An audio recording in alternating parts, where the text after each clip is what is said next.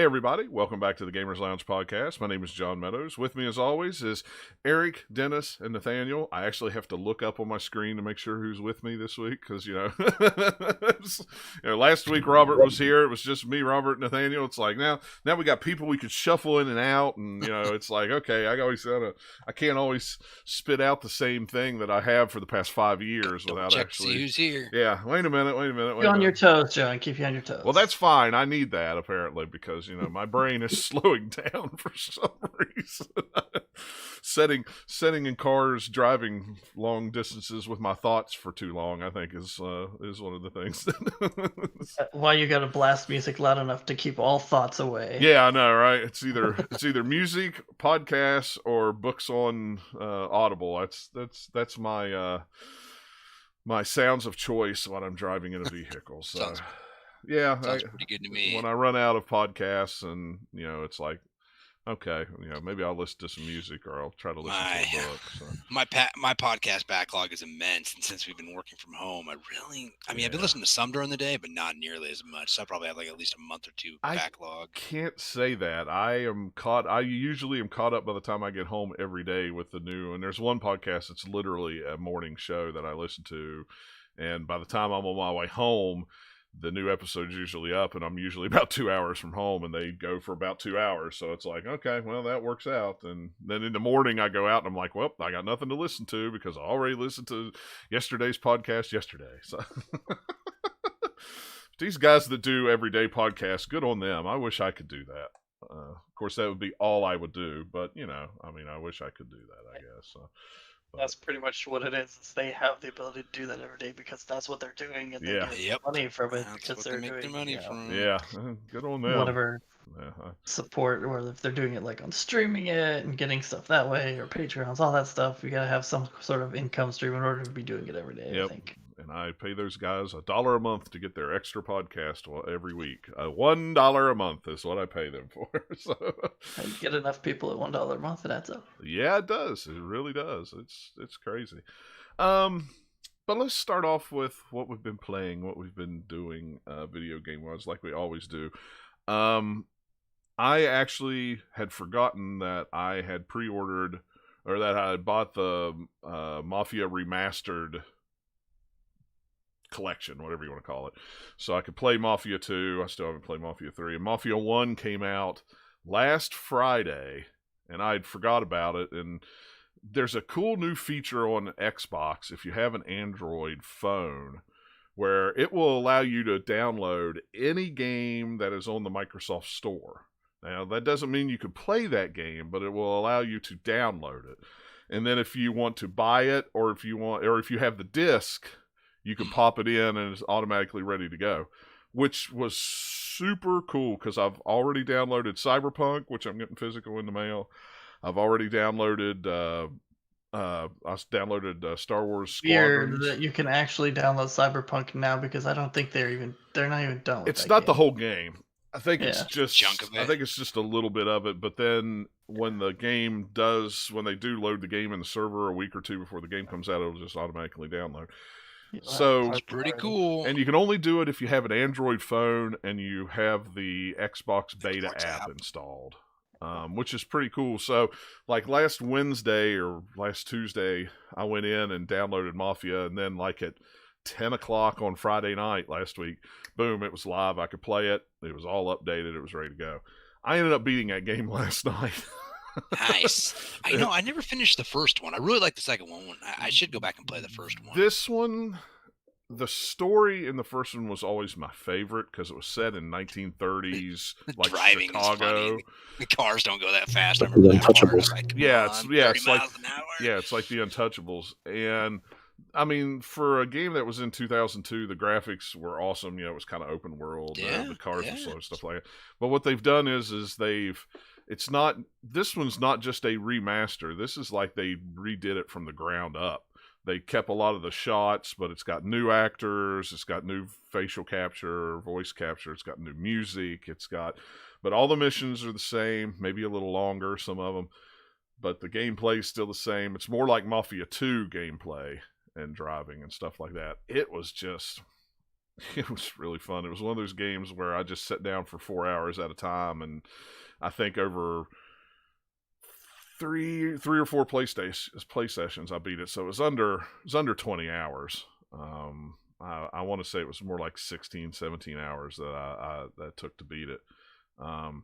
And what's funny is, not playing the first one in almost 20 years, I did not realize that the ending of Mafia actually tied into Mafia 2. And I did not realize that until I went back and played this, and they updated it with stuff from Mafia 2 I go, oh, I remember that part in Mafia 2 now. Now it all makes sense. It all comes together now, because Mafia 1 and 2 was such far apart when I played them that I don't really, I played that part and went, that was cool. Blah, blah, They added some stuff in there that wasn't originally in the first one to Nope. tie more into 2, or It it was just you're noticing it now because you play them. Oh, well, a little from column A and a little from column B. I actually went back and looked at the original ending in 2002, and it's the same ending, but the two guys that is in the ending is two of the guys that are actually in Mafia 2.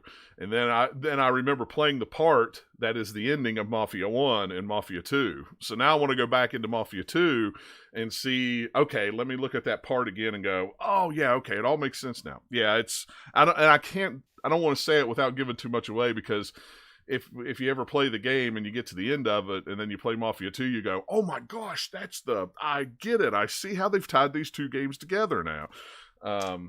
But I was just wondering if it's kind of like when you have a book series and like the very first book was written like very early on in like an author's career, and then like over time they put a series out, and then they go back and do like a kind of reprint of the first book where they do like a director's cut or something, and then like, and part of when they do that, they like put in more ties to like the stuff later on, so it fits a little better than they planned at the time. So I was wondering if they were doing that with the game. Yeah, and that's kind of what it is. If you go back and you compare the two, you watch the original 2002 version, it's just two random guys.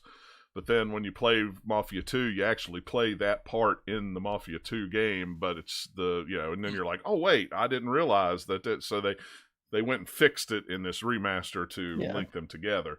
But yeah, I mean, it's weird because there's no side missions. It's just a straight story with a big open world. But the thing about it is the story takes place in just like the center part, the parts of town. There's so much out of town that you never go to because there's no story. There's a part in the airport, but like there's a whole section of map that I never even went to. It was like over by the dam and over by this park and over this other way. So there's a free roam that you can do afterwards to try to find all the magazines and all the postcards and all the hidden cars and stuff like that, which I'm probably not going to do. I may do the hidden cars things, but yeah, I don't need to find all those magazines and stuff. With the remastered collection, does it also include 3 remastered 2s, or just 1 and 2 and it includes it's 3? 1, 2, and 3, but the 3 is not really remastered. It's just got all the DLC and everything like that with it. I mean, it's not really, they didn't... Like more recent. So, yeah, it's so new, they really don't need to remaster it. If you hadn't played it, then that's fine. It's just someone who had played 3. Well, and you could buy just the Mafia game. Yeah, you can buy them all separately. You can buy Mafia for $40. But I wanted to play Mafia 2 remastered, so it just made more sense to go ahead and buy the whole collection, even though I already had 3 on a disc. It's like, I'll just buy it all, and that way it was cheaper than buying them separately. Or maybe it ended up being the same price. I don't remember. But anyway, it was just cheaper. It was just easier just to go ahead and do it that way. That was to try to buy them separately. But yeah, you totally can if you want. And then the only other game, I did buy Hades for the Switch, but I didn't write it down because I haven't played a ton of it yet. I've only played maybe 2 or 3 runs. I really haven't played it a lot because I got you covered. Yeah, I figured you did. And I did. Yeah, I did pick up Star Wars Squadrons. I didn't get it on PS4. I was originally going to just for the VR. I ended up getting it on Xbox. I figured down the road when it's on sale for like $20 or something like that. Yeah, my buddy has it for the VR, and he says it's amazing. Yeah, it's just I don't know if I want to play a whole 8-hour single player campaign in VR. I want to play some of it in VR. But I don't. It just depend on how long each kind of individual mission takes. So you could just do like a mission at a time in VR. Yeah, and that's why I figured. Well, I'll play it on Xbox now. I'll go back and get it on PS4 later, and then after it's been out a while, and then I can play it in VR and go, oh, I played a half-hour mission in VR. Okay, good. I can take my headset off and rest and play something. Yeah. Well, and plus, I mean, like, I think if there's any, VR experience to get excited about, it would probably be that that Darth Vader one. That's that's the one I want. I want that Darth Vader one too. Yeah, that looks awesome. Yeah, that's the one that was on Oculus exclusively for a while, and that was the one thing I was like, oh man, I need that on PS4 because I'm not going to go buy an Oculus just to play a Star Wars game. Yeah. So far, I've only played the first 2 chapters of Squadrons. It's pretty good. It is way complicated though, and I say complicated by it's not an arcadey. You could kind of make it arcadey if you want, but it's very okay. I'm flying. I need to divert power from full power to lasers because I need to do this. Or wait a minute, I'm getting kind of low on power. Let me divert more power to my shields and less power to my lasers. Oh, I need to get out of here real fast. Let me divert all my power over to my engines so I can go faster. It's a lot to keep track of. And you could even turn off the HUD to just have lights on your dashboard so you can learn what the lights are and not have a HUD with everything on it already. Yeah, that is kind of cool. I mean, there's all kinds of stuff. It looks like it's complicated enough that you can get some skill built up on it, but it's not like super insanely complicated either. So they've hit a sweet spot probably where that's what the reviews seem to be saying too. Where it's not. That's like people buying like flight sticks for it too. Mm-hmm. Yeah. You could use flight sticks for it and everything. If you shut off the HUD and just go by your sounds and the flashes on your dash, boy, that could get real complicated because you got to figure out how many missiles you have, how many patch. It's. But the graphics on it are just amazing. Of course, like I say, I'm playing it on the Series X, so it's 4K, 60 frames, whatever. I think they can push it a little bit further because it's going to be mostly in space, so it's like concentrated detail, and then outer space, there's some stars. Yeah, and it's not like you could pull out of the cockpit and you're flying behind you. You're stuck in the cockpit, so literally the only thing you've got is your hands, and then your thing, and you're the window in front of you with the dashboard and stuff. Which it's really weird to be flying in a TIE fighter. It makes you feel like this in a TIE fighter because you only have a round window, and then when you're in an X-wing, and that's how it does. It goes from TIE fighter to X-wing to TIE fighter to X-wing, all the missions, and it's not just New Republic. Current Star Wars stuff. It starts from where they blow up Alderaan. You play a mission, then where they blow up the Death Star. Then there's missions in there, and then there's Hothman. It kind of goes through the entire Empire trilogy. So, but yeah, I mean, I do want to play it in VR just to look around because I do remember playing the Battlefront. I think it was the first Battlefront 1 has the VR VR mission in it, and that was really cool. That was cool. But yeah, like I say, I'll eventually get it. It's just such a hassle to pull out everything and set it up, and when you want to just sit down, in the evening when you want to just sit down and play a couple missions, it's like, do I really want to get all these wires out, rehook this? I've got the first PlayStation VR, so I can't leave it hooked up to the PlayStation Pro all the time because it doesn't pass through the HDR and stuff like that. So it's like I have to unhook and hook, and it's just like. So someday I'll play it in VR, but for what little bit of it I've played, it's very, very good. And they say the campaign is somewhere on a little over 10 hours, 8 to 10 hours or something like that. Yeah, I thought that was pretty good. Even at $40, if I never touched the online, I thought for $40, that's pretty good. So I don't know if I'll ever play it online. I might, but I have a It's feeling supposed to be pretty fun if you have like people you're playing with that are your friends. Yeah, I was gonna say that's I'd the probably whole get my point. butt handed to me if it was anybody else because Yeah. it's just I'm not the greatest at flying, but you got to get used to your your left stick is your up and your down is your pitch, and then your rolling and stuff. Then your stick is Where's what my moves stick? you left and right. So you got to kind of get your controls down. Have you played like I don't know if you're familiar with like I don't know if you've played a lot of Ace Combat, but is it like that kind of? Or I don't know. I have not played Ace Combat since like PlayStation 2. So Gotcha. I Alternate really don't control remember. schemes. Yeah, you could change the control schemes all you want. I mean, there are so many different ways of setting it. You can turn off you could turn off the tutorials, you could turn them on, you can turn on voice activated to say, hey, check this, move that, the A button does this. You can change your controls all up, you can change your buttons all up. I mean, you can do it. You can there's yell at R2 all the time via voice activate. That's what I want to do. Yeah, that would be hilarious. I don't know. I've only played the one mission as Rebels, so I haven't even really heard any R2 use other than just once or twice.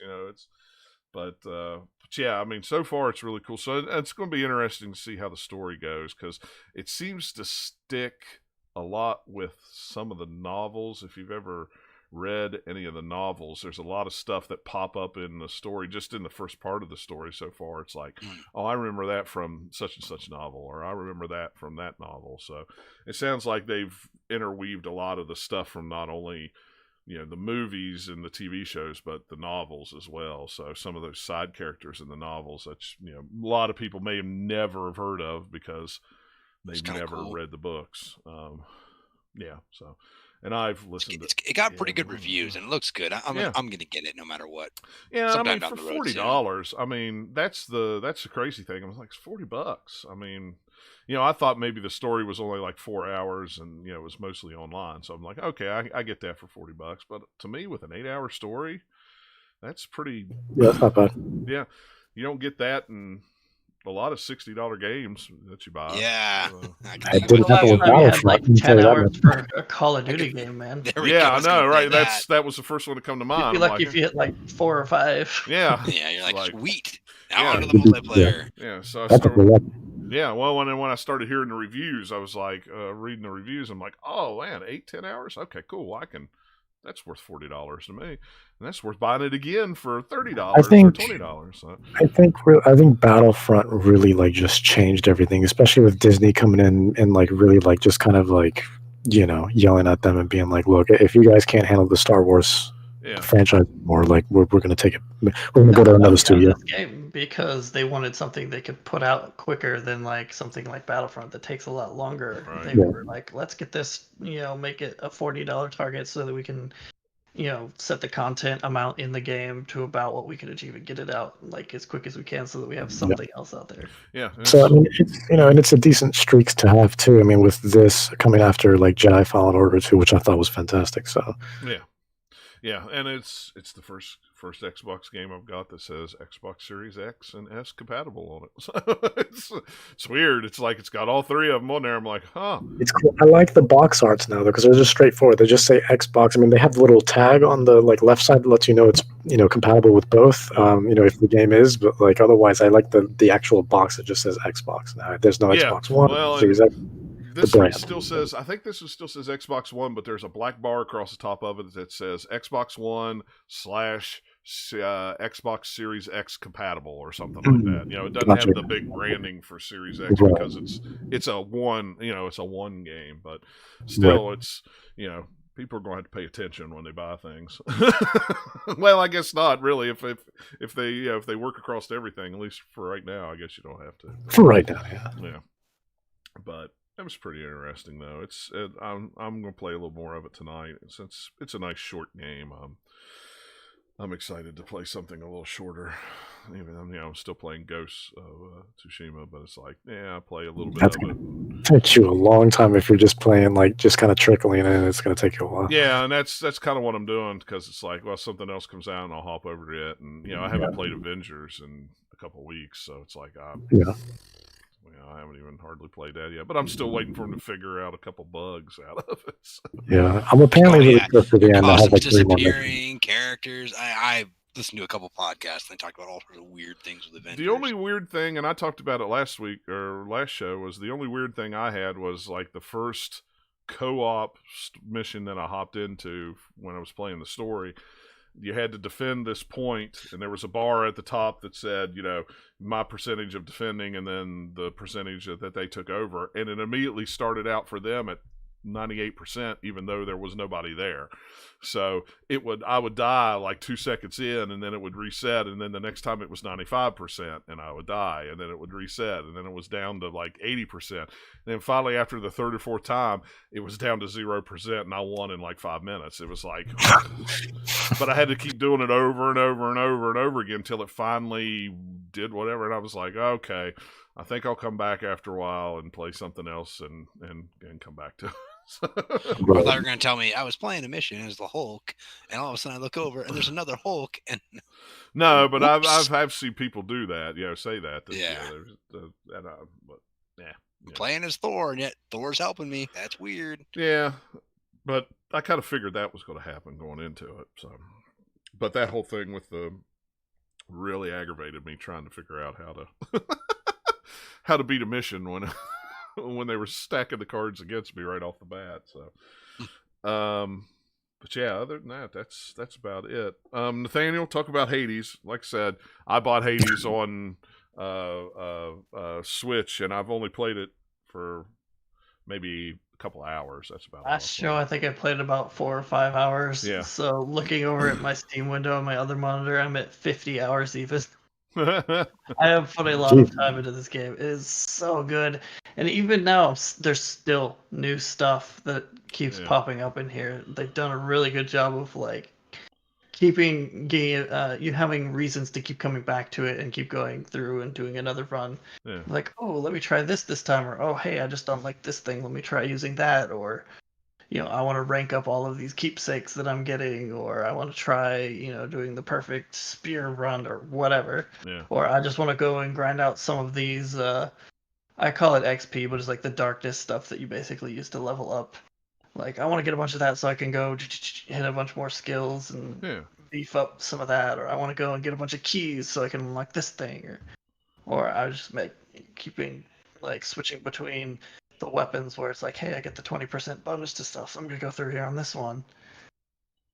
But, yeah, they have, like, when you finally do the first successful run and beat kind of, like, the final boss of the kind of, like, dungeon and go through, and, like, story things happen and you start over again. Try and be vague.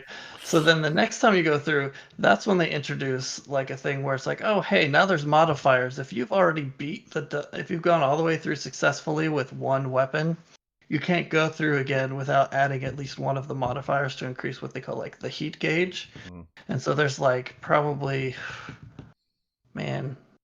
somewhere between it's probably like 20 or so options, maybe a couple dozen almost, of just different things like increase enemy health, increase enemy speed, give bosses more movesets, add a extra shield on top of enemies, and each option increases kind of like your heat level for the dungeon by a certain amount. So when you first start, you need to only make it go up by 1. But if you like max everything out, it's like your heat gauges is like 80 or something. You don't need to do that yet. Because it'll make it progressively harder and harder as you keep playing the game. Yeah. So for someone who gets like super deep into it and just wants to keep grinding the game out for forever, there's lots of little things you can do to kind of switch things up.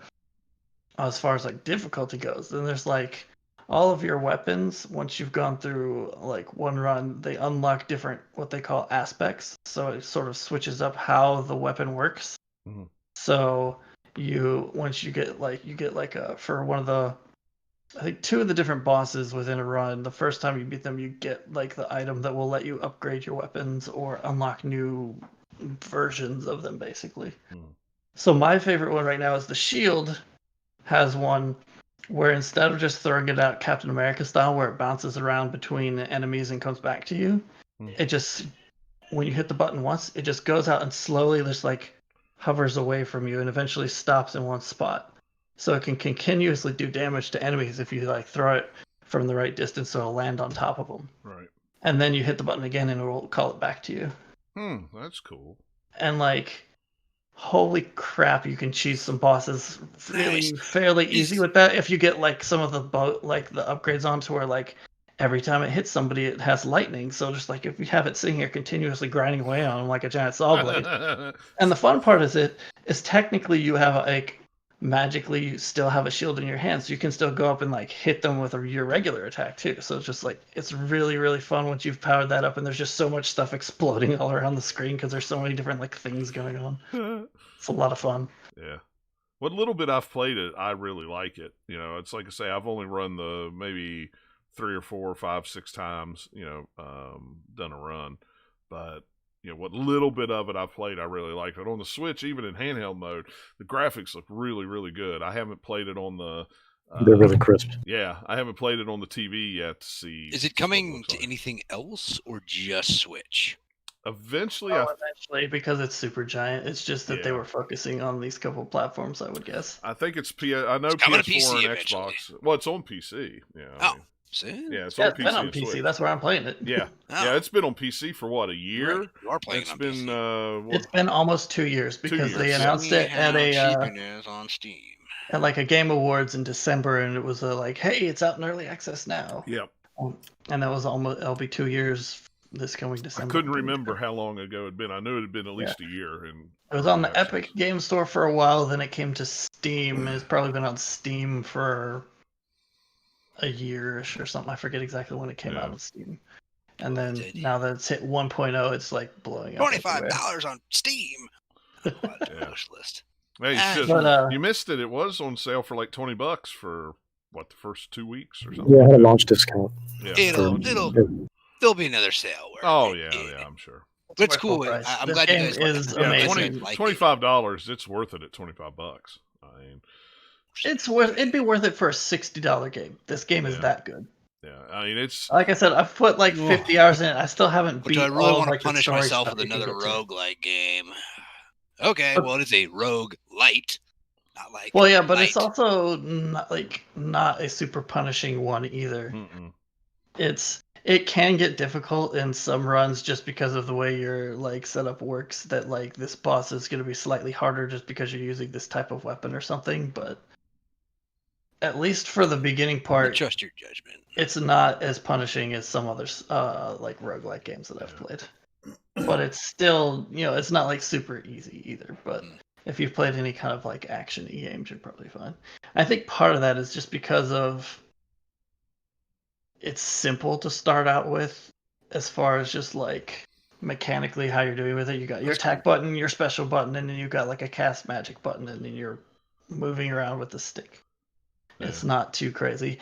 And then like as you slowly start unlocking all the different like temporary boons that you get that are, different magic modifiers and stuff. And then as you start seeing more and more of those, it's like layering on the complexity as you go and paces it out pretty well. Between runs, what are you keeping? Is there any to keep your like any of like your level, or do you keep some items or anything? So kind of like Dead Cells, where Dead Cells you kind of keep a few things. Okay. Cool. Well, there's all sorts of different kind of like what I'll call currencies, for lack of a better word. So you have kind of like your XP currency. You've got like some gemstones that you use for kind of like cosmetic upgrades, and a few like non-cosmetic upgrades when you go back. You have then you have each boss has its own kind of like bounty the first time you beat it, so you get kind of different like currencies for those. So one is for upgrading weapons, some is for more expensive upgrades, like you get diamonds. So it's all kind of that. Then within a dungeon, you have like your gold that you keep that. So you got to spend your gold on your run, otherwise it just goes okay away. That's kind of but then sense. So one of the skills you can upgrade is like starting out with a certain amount of gold when you start your run. So there's powered up armor. There's a ton of different skills you can upgrade. You can upgrade the stats on some of the weapons, which there's like 6 of those. You have all your different kind of like keepsake things, which are sort of like a little like modifier. So one of them will be like when you're under 30% health, you do extra 40% damage or something. I forget what the actual percentages are. Stuff like that. Or like you get extra 15% if you're attacking enemies from behind. And then you can equip those at the start of a run. and kind of like in between dungeon areas once you unlock that ability. But it does a really good job of parsing out like both gameplay features where you get new stuff and then also the story. So every time you had to run, it's like I want to go talk to everybody and see, what's going on there back at the House of Hades, and like what's this character gonna say, or hey, I've got this cool like thing of nectar I can give to somebody and increase my relationship with them and like progress down this side quest and all that fun stuff. Yeah, it's really cool. I bought a disco ball for the lounge. And I don't regret spending like 3 diamonds or whatever on it either. And then that unlocked a new one where I can get a skull-shaped crystal ball, or not crystal ball, like disco ball, but looks like a skull. It's like 5 diamonds. I'm like, no, maybe I'll get the actual useful things first. That's awesome. Yeah. There's like fishing in the game that you get to eventually. It's ridiculous how much stuff they pack into that game. Yeah. I really need to get into it more. It's just I just haven't had the time, because I know what kind of game that is. It's like, yeah, if I play I've got an hour before I need to go to bed. Let me play a little bit of it, and then get to a point and it's like, well, let me just run through this dungeon one more time, and then all of a sudden it's 1:00 in the morning and I've got to get up at 5. It's like, yeah. And the good thing also that they've done is they paced it out to where the longest run I think I've had is like 35 minutes, and so like anywhere between 25 to 35, somewhere in there, depending on like how fast of a weapon you've got on you or whatever. Yeah, that's and plus, like the more you go, you learn some more stuff that helps you kind of be like, okay, I know this enemy, I could take them out more quickly if I do this, that kind of stuff. Right. That's more knowledge base of just like learning what all the enemies do. Yeah, that's cool. But yeah, I think I've successfully now done a successful run with 5 of the 6 weapons, and some of those multiple times with those weapons, but I still haven't done it with the spear, even though it's my favorite weapon. I'm like, I either get screwed on like, whatever like loadout I get, and then like, or I just like hit a particularly tough room with some bad luck, and I'm just like, dang it. Yeah. I've gotten so close a couple of times where I get, to the final boss, and it's like I die when he has like half health left. You're like, come on. You're like, dang it. My favorite one is definitely the shield at the moment. I really like that one a lot. Just throwing the modified shield that I was talking about is probably my favorite now. Although like the only one I don't like is the last weapon you unlock, the gun one. But with the caveat that if you get all the different hammer modifiers that change it into like a shotgun or something else, it's much more fun. But just the base default one that it is, it's just like you're always running out of the ammo because you don't have so much in a clip, and it's a default state, and it's just like, oh man, I have to like go to the button and either let it reload or like keep clicking it. It's just like not as much fun. Yeah. Until I got the one run where I had like a shotgun and all sorts of other like crazy magic things, and I was just like running around the screen just like making things explode. That was super fun. But the default kind of like machine gun thing that you start with, I was just like, it's not as fun as the other weapons. Yeah. Right. But well, go ahead, Dennis. What do you think about it? I know you've played it, and that's all that Daniel has played. So I played a crap ton. Yeah, I was gonna say. I haven't played anywhere near as much, but no, it's a good segue because I've been playing that as well, so I can just piggyback off that conversation. Where, I mean, I'm just gonna echo really that Hades is just absolutely fantastic. I mean, and the thing is, the craziest part is this is coming from someone who. Funny enough, I didn't find out, because this usually turns me away from these types of games. Because literally, like whenever I'm reading the synopsis, whether it's on the eShop, on Steam, wherever, the moment I see that word roguelite, I'm gone. I'm clicking next because I'm done. I don't want to keep doing this thing over and over and over again. So it was funny. On them. So there's some of them that's like they nail it just right where it's fun to play, and then there's some where it's just the slog and grind, and you're just like, see, I can't do the slog and grind, but if it has like kind of that, maybe that fun little twist or tries something different, I'm always like, the Necro Dancer. That game is amazing. Yeah. And Hades is like that. I feel like Hades is perfectly paced, and I'm constantly impressed. If anything, like every time I die, like I haven't gotten upset. But that's the weird thing, is I don't really get upset about dying, because it's weird, because even when you die and go back to the House of Hades, right? When there's always some sort of story element that's happening, and the fact that everyone kind of knows, like, what killed you and stuff like that, where everybody's just like, oh, she got you again, and stuff like that. It's so impressive, the amount of dialogue, and yeah, reacts to everything that you do. So everything. like when you come to a boss later, they might reference to be like, oh man, you beat me last time, you're not gonna get me this time. Or like if there's one of the people who's in the house, you'll go back and they'll just be like having a drink, just being like depressed that you beat them, or like Right. yeah, it's just like really, really fun to see kind of just little details that they pay attention to with how you've played the game. I think one of the reasons it's also it feels better than some other ones is it doesn't feel punishing because of the way the economy works. Yeah. So the only thing you're really losing out on is gold on your Correct. run. Yeah. Anything else that you pick up in the dungeon, and you'll pick up something every room, is either going to be like a cool magic upgrade for that run that that like, okay, you get those every run. It might be different, gods that you're getting stuff from, but you're still getting cool upgrades every run. Yeah. But like the gold, not only is like, I don't know, the stuff that you can buy with gold in a run isn't so super crazy awesome that you feel bad if you've lost it, right? Because you have like the little mini stores where you can maybe like buy some health, or have like extra damage for 3 rooms or stuff like that, or like the bigger stores where you're buying some of the other upgrades or health depending on what shows up in it. But none of it is just like, oh man, I'll never get that again. Yeah. So when you like end your run, you always feel like you've gotten something because you've like gotten some XP, or you've gotten some things that you can then go back and use. Some more of the keys too, and things like that.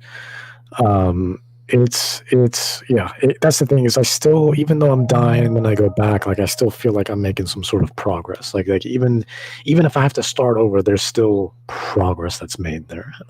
So versus other roguelites that I've played, not that I've played much, but the ones that I've played that we were just talking about were like the ones that are super, super, super punishing, where it's just like, I'm just not going to keep doing this over and over again, because we all know what the definition of insanity is. So, it's, expecting different results. Yeah, the story stuff you're talking about, I think helps with that too, because even if you like literally had a really terrible run, you died like 3 rooms in, which probably isn't going to happen because the early rooms are fairly easy. But even if you did, you go back and be like, I feel like I'm making progress because I still am getting some story by talking to people. Exactly. That's the thing. Something is always happening. And that's the most impressive part about that game, is like, is that's why I was saying I don't feel bad about dying, because I'm excited to go back just to see like what's new, like what's going on, what do people have to say, like what's changed, all of a sudden, like the dog's not there anymore, right? Like, for like a second, that's not a spoiler or anything. You just notice the dog's not there. He's like, yeah, he just kind of got upset. He went, he just went for a walk or something. So had to take the dog. right. And sometimes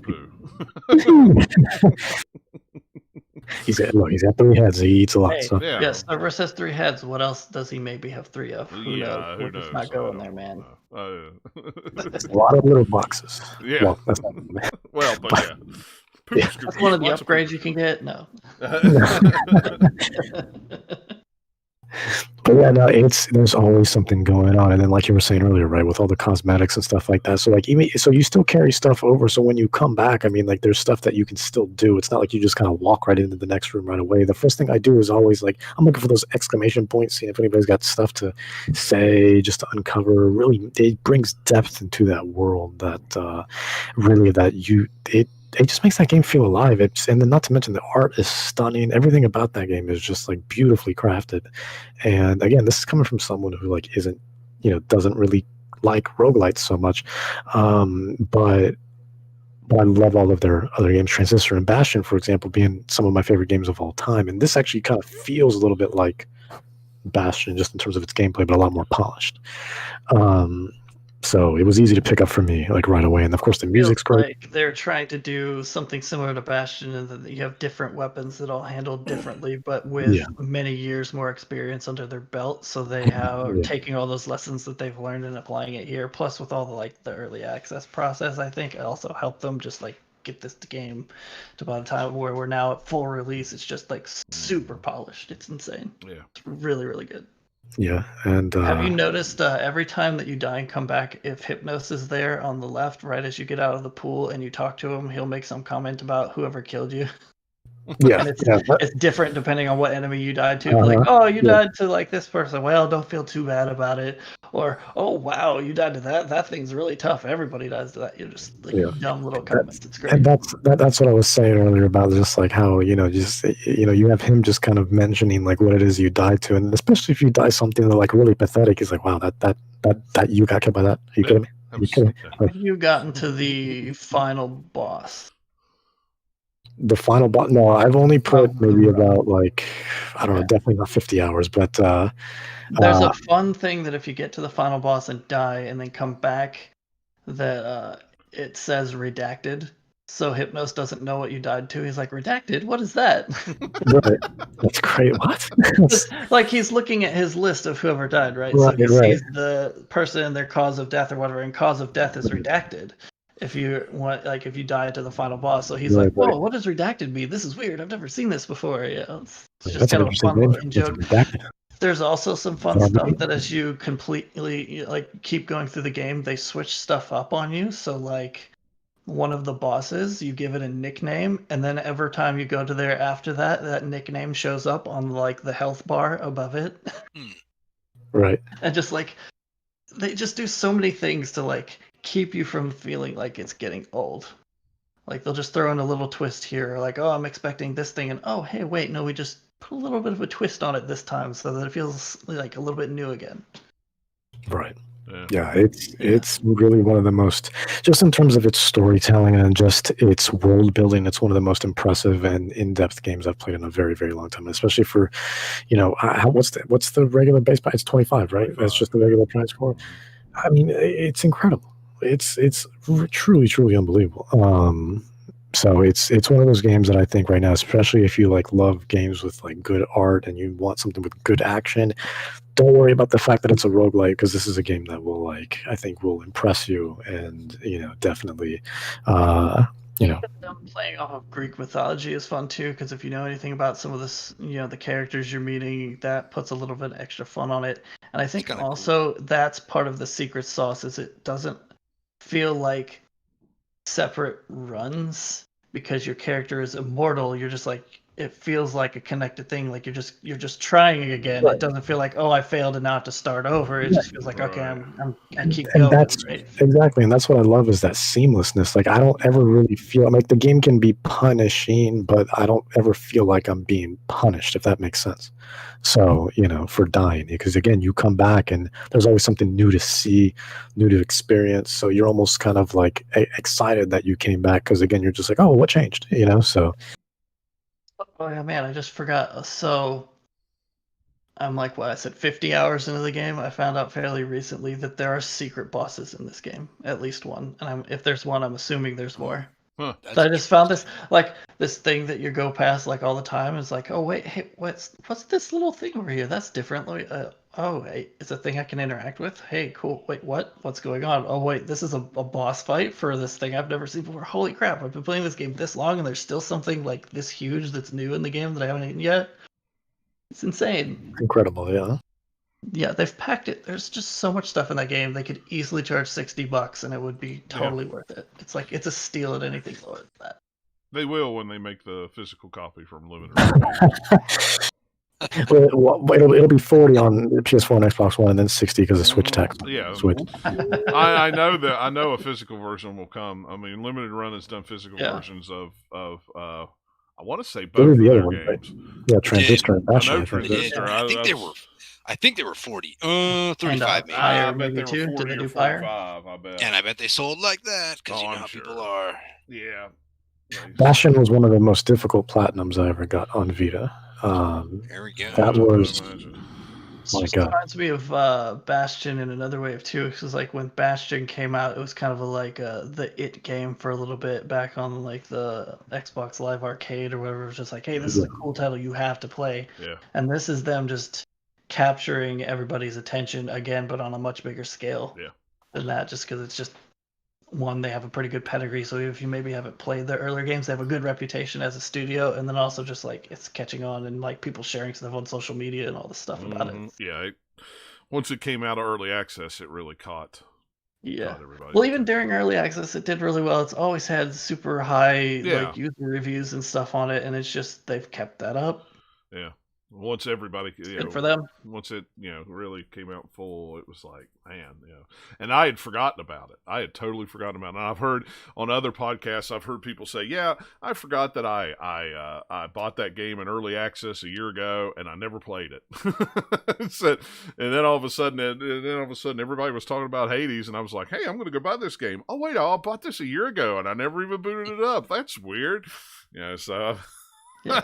You have not watched the No Clip documentaries on it. They've been like doing stuff in studio with them since before the game was announced and filming stuff. They've got 4 different episodes, and it's kind of each one's interesting because it's focused on different stuff. And the last one they put out was like all about like COVID and impact because it was like all of this stuff hit right about when they were going to be filming for that one, and so it changed directions on what they were actually going to include. It was really interesting just kind of seeing some of the stuff that they went through. Apparently their studio got broken into and like all sorts of just stupid things that they've had to deal with, and yet the game has still managed to be put out on time pretty much for all the work they keep doing. So yeah, that almost reminds me of maybe not as severe as that, but that kind of reminds me of No Man's Sky too, because their studios got flooded. Like London had like a crazy flood. Oh yeah, that's worse because they like were already working from home, and so it was just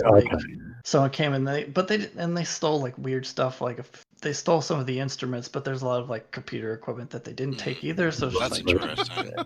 Who knows? Didn't know what they were. But like since everyone was working from home anyway, they didn't really like lose data. But it's still like, hey, you don't want your offices broken into. Well, no.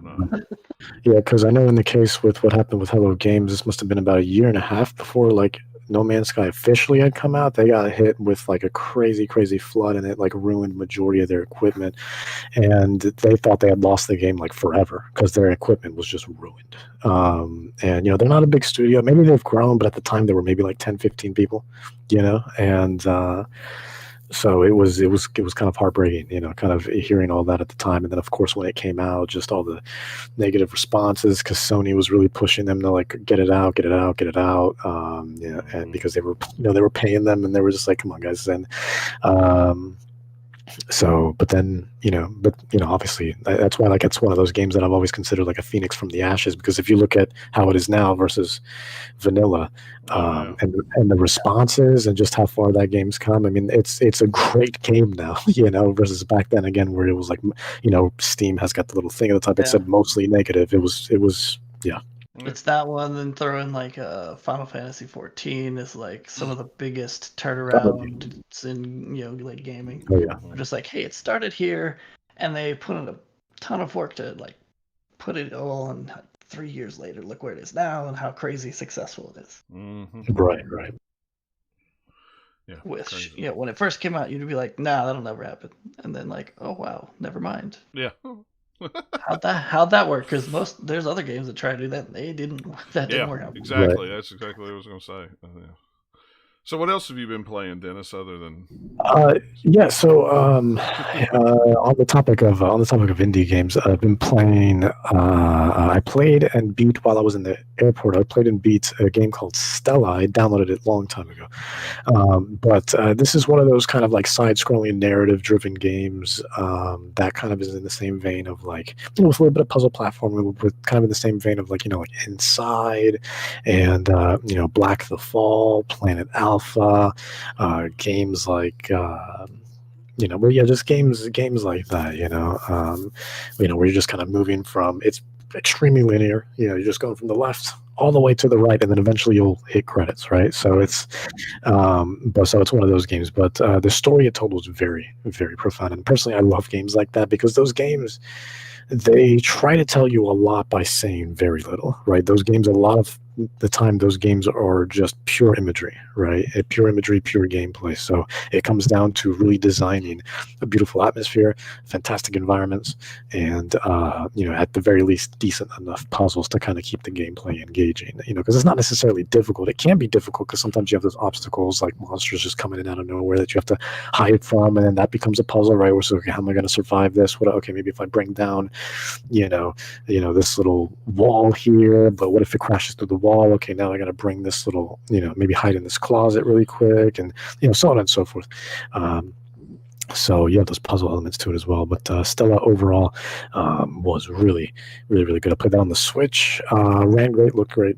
Played it only in handheld mode, so I can't really speak to how it looked on TV mode. But from screenshots that I've seen, just from the other platforms, they look really. It just looks super, super pretty. And it's one of those really in-depth, kind of profound, very dark in some cases games. And the ending was just blew my mind. Now, for better or for worse, I say for better or for worse because it was one of those things where it's like I didn't really understand the ending, but at the same time, that didn't necessarily make it a bad ending. It was just one of those things where you really had to kind of just think about it and be like, oh my God, to kind of really kind of encapsulate everything that kind of happened throughout your playthrough. So, yeah, you have to digest it a while, figure out what it meant. Yeah. Exactly, yeah, and even Inside was like that too. I'm sure most people have played Inside by this point. We're like by the end. I mean, I don't know. Maybe I don't know. It hasn't been long enough. Like, can I talk about the ending for that game, like without spoiling it? Of Inside, like, should I? Oh my gosh, yeah. I mean, if you haven't played Inside yet, then sorry. Right. Podcast for a minute. Yeah. Come back. Really feel that strongly. Spoiler warning. Yeah, just mute the next 20 seconds. That's it. That's it. 'Cause I'll kind of rapid fire through this. But yeah, the ending where like all of a sudden you turn into that crazy sort of like that just amalgamation of like babies or whatever that was, just kind of rolling around everywhere. And it was just that whole thing that was insane when you went into that facility, and then like all of a sudden you like go into like the ocean when you make it escape out of the facility, and then it's just credits, and you're just like, oh God, like what? Oh my Lord, what did I just? What just happened? Because this just like What? Isn't there like a secret add-on extra ending on that if you like do like a certain thing in the middle of the game? There's like something that you turn on that then lets you see some other. I think it modifies how the ending goes. I have to go back. It's been so long since I played that game. I seem to remember there was some sort of weird like thing. If you did all like this super convoluted thing that most people will probably like pass by or only do part of it, like that it unlocks some extra like kind of part of the ending or part of the story that kind of like shines a little bit more of light on it, but it's still pretty ambiguous. Right. I didn't see that at all. Yeah, I'm gonna have to go look it up again because maybe I'm just misremembering and I'm thinking of another game, but I have that stuck in my brain for Inside for whatever reason. Yeah, but overall it was really, really good. I mean, it was still lacking in a lot of areas, but overall, I mean, I thought it was a very, very solid experience, especially if you like games like that, games like stuff like like I was just saying, all those games I listed, and then of course stuff like Little Nightmares, of course, only not as horror-ish, but it's still kind of pretty creepy and unsettling. So. I'm super excited for Little Nightmares 2 that comes out in 2021. It finally has a date, thank God. But I was hoping it'd come out this year, but no, we do have to wait just a little bit longer. But man, I'm stoked for that. But anyways, before we get into that, I've also been playing. I think I talked about this maybe about a month and a half ago on the show, but now it's officially out on PC. I started playing Drake Hollow again. Mm-hmm. Drake Hollow was on Game Pass for Xbox, and it just officially came out on October 1st, so about 3 days ago. I want to say 2 days ago. And that's also on Game Pass, the PC version. But just as it was on Xbox, it's super fun, super cute. I mean, you're in this kind of like. This very dark sort of world that's been kind of overtaken by these weird sort of creatures, and you're basically just trying to save all these drakes that just kind of look like sentient turnips, basically. But they're adorable though. They're adorable. And then you just build a camp. Advertising. If you're gonna call it Drake Hollow, there better be dragons, man. Dragons. I haven't seen any yet. It's possible. It's possible. Because this game can be very fantastical. Dragons. That's what I want. Yeah. Might be deals. Who knows? Could be. Might happen. Just some sort of vegetable dragon, because they all like grow from the ground, so it'll just kind of, it'll just be a gigantic piece of, like, I don't know, celery with wings or something. I don't know. But, Or Mandrake. Come on. It writes itself. It writes itself.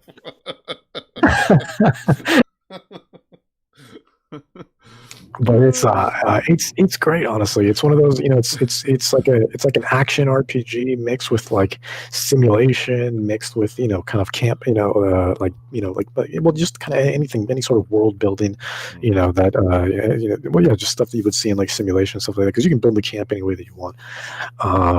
And then you constantly go out. You got to build like waypoints everywhere to kind of bring resources back to your camp and save all the drakes and then save the day. And basically, it's pretty straightforward, but it feels really, really good to play though, and it's a lot of fun whether you're playing in single player or co-op. So, I'm excited to see like what the future holds, because I feel like that's also a game where they can definitely expand upon it with some really smart like updates and stuff like that as well. I think the package that you're getting right now is already really solid, especially for only $30, and it's got a launch discount for like that's 10% off. That brings it down to about 25, 26. If you own the Flame and the Flood, I think you can get it for about $22 right now. So they give you a little bit extra of a discount. Oh, that caught my attention. So yeah, because I think it's made by the same studio. That's why. So, Drake Hollow is a lot of fun. And if you're on the edge, it's on Game Pass, so it's free. So why not try it? So, and it feels good. It feels really, really good on PC. I actually prefer it on PC, though the dodge mechanic is a little weird. I noticed that game does not have rebindable keys, which is a problem. I haven't seen a game in a while that's done that. Having that kind of lack of accessibility was kind of upsetting, because all I wanted to do was change the dodge button. I didn't like where it was. It was left control, and that was very. Let me remap it. Exactly, yeah, and that was very uncomfortable. Just kind of moving my pinky down with how the kind of keyboard's already set up. So, so I was like, well, let me just change it to F. F's not doing anything. You just dodge really quickly with F. Nope. I just got to deal with it. So, part of me, wanted, I was thinking to myself, like, well, man, maybe should I play with the controller then? Because I was like, literally, like, I was ready to just play with my controller that I have to my PC, strictly because of that dodge button. Otherwise, it feels great with a keyboard and mouse, and it's perfectly playable. So weird though that you. Yeah. Strange. That's my one kind of criticism about that game is. Is just the lack of accessibility there, because the accessibility options in general just aren't much. I mean, they have like, what's your field of view? Do you want subtitles? Do you want basic? Just basic stuff. 3 or 4 things here and there, but otherwise, trying to map things to your liking, it's just not happening. So you look, you're going to play Drake Hollow, you're not going to play Drake Hollow. End of story. That's just how the control scheme is. So yeah, it's unfortunate, but overall though, it gets a thumbs up from me. So yeah, and I do encourage anyone who loves those types of games to definitely check it out. It's really, really great and definitely unique and has its own flavor and flair to it. I'm loving it so far. It's definitely again, as someone who's kind of like roguelites, though not as extreme as that, who like really just doesn't really have a history with those types of games, those simulation type games, and things like that kind of world building stuff. I'm having a fantastic time with it. So it's definitely it's a lot of information, but at the same time, it may seem overwhelming, but I promise it's easy to pick up and easy to play. It's just a lot to remember. That's all, but it's not particularly difficult or punishing. So it's very much all those things are appealing. Games, yeah. And then I beat Tell Me Why. Finally, it took a while because I was kind of delaying my playthrough of Chapter 3, but yeah, I played that, and it was really, really good. I mean, don't nod. I've said it before, and I'll say it again. Their writing is really, really good. They have really one of the best, I think, writers, I think, in the kind of industry at the moment. Even though the game, I think, overall, compared to some of their other games, didn't hit as hard. It was still, just from a narrative perspective, still very, very strong. And I also do really appreciate Microsoft really investing in something like this, because it kind of not only expands their catalog, but gives them something, unique to, for people to play and look forward to as well, because there's really no game like this, especially with the subject matters that it has. There's nothing like it. So Don't Nod really kind of overall, I think, knocked it out of the park. Again, by the end, I wasn't as overall. I guess I didn't feel as fulfilled as I did, in something like, say, Life is Strange, of course, but still, really. Because it's only 3 episodes, or just that's what I would end up that way. Yeah, well, I don't. And that's what all the other ones. I think Life is Strange is like 5 chapters or 4. I forget. 4 or 5. I can't remember. I think 5. Yeah, 4 or 5 it's for 4 one than and 2. 3. We'll just go with that.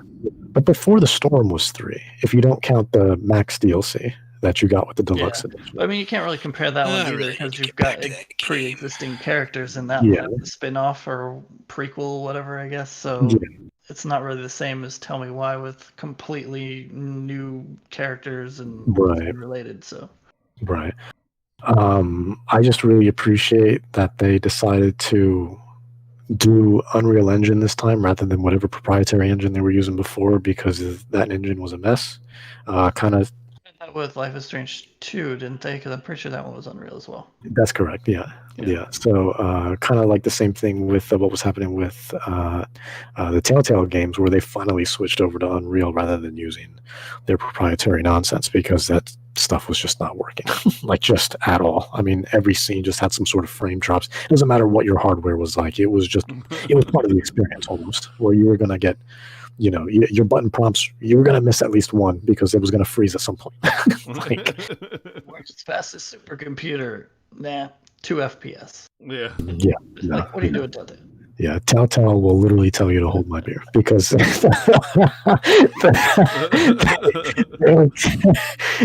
it was miserable for the longest time.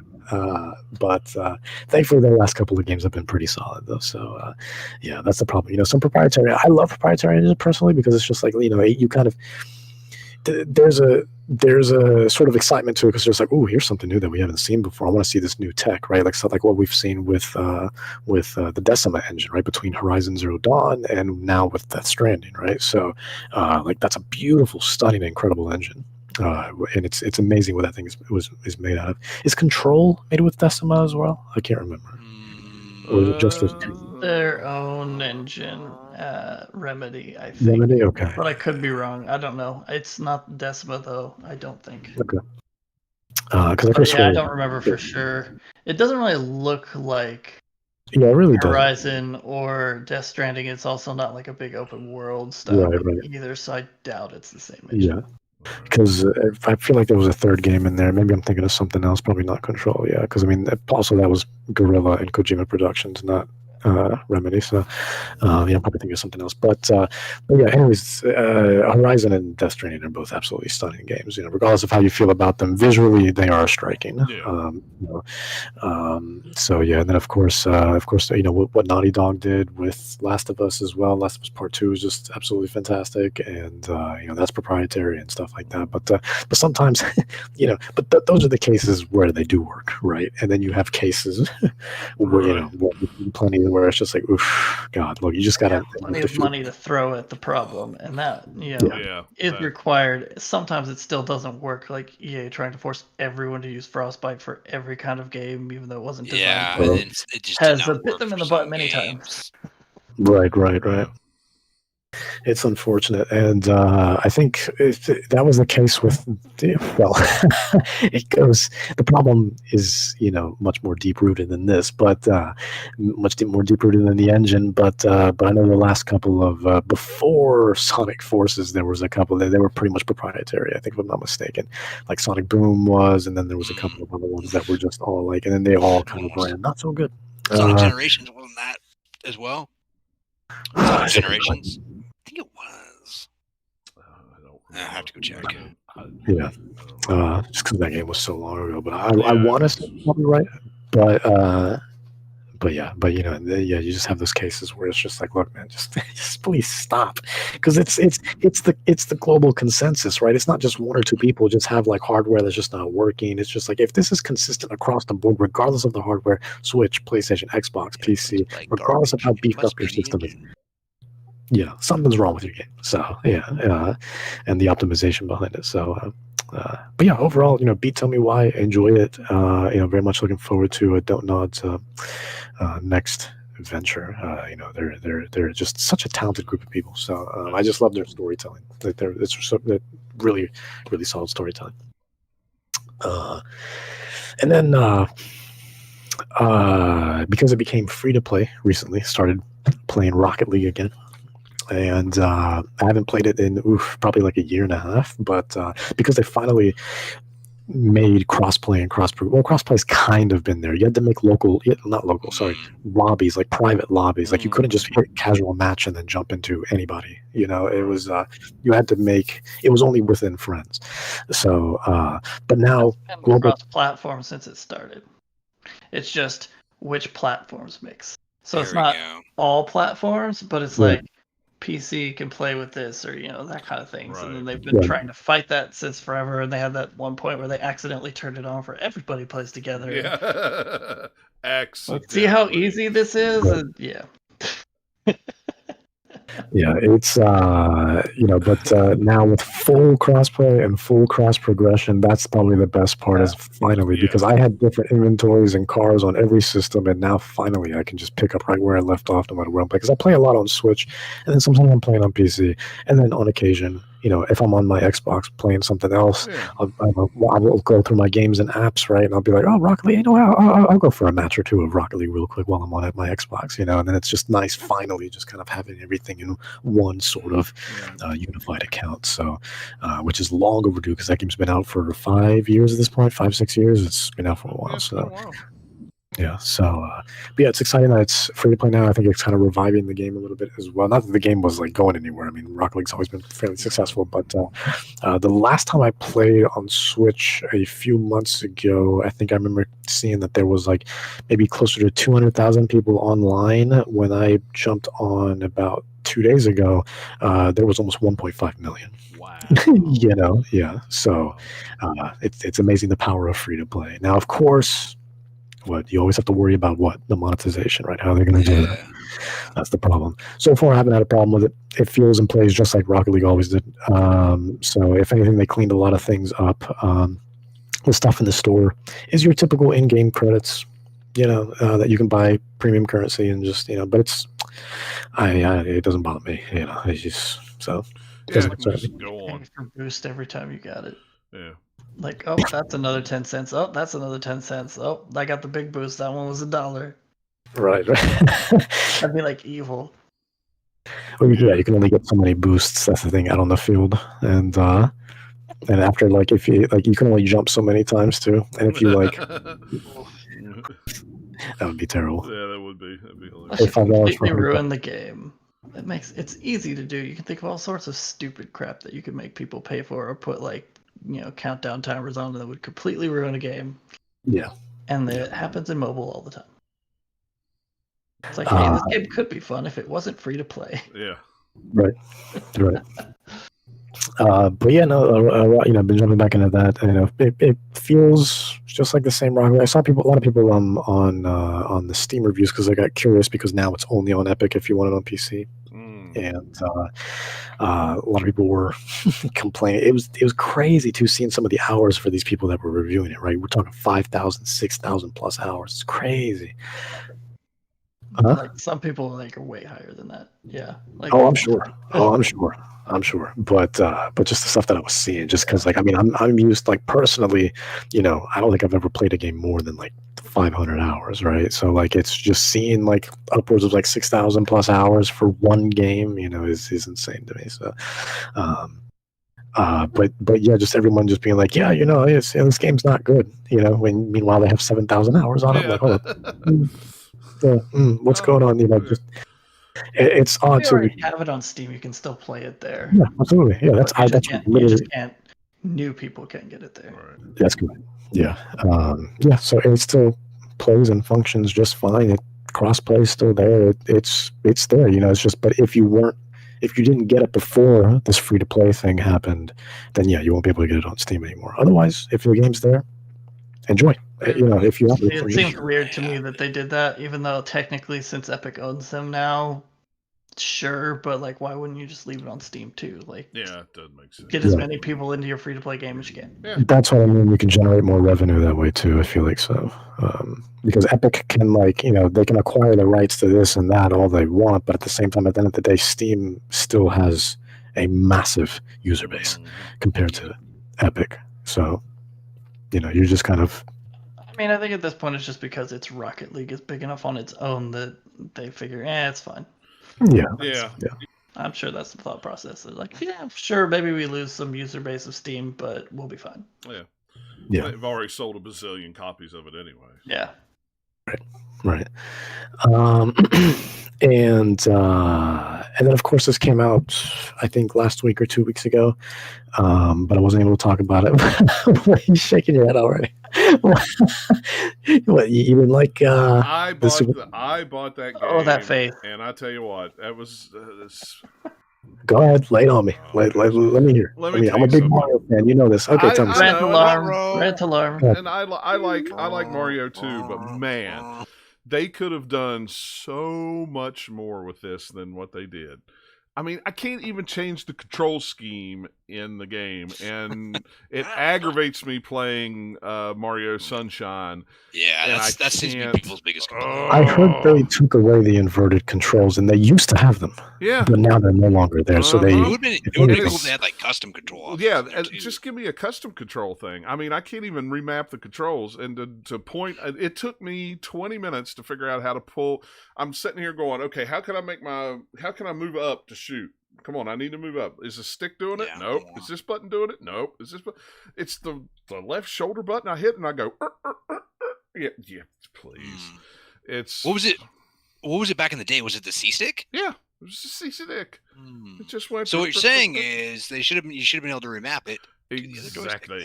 I don't understand that. I mean, it seems like an opportunity missed. And everybody knows my feelings on Mario 64 anyway, so it looks great. It's Mario 64. It's Mario 64. No game from the Nintendo 64 or PS1 look good. Exactly. Thank you, Nathaniel. Thank you.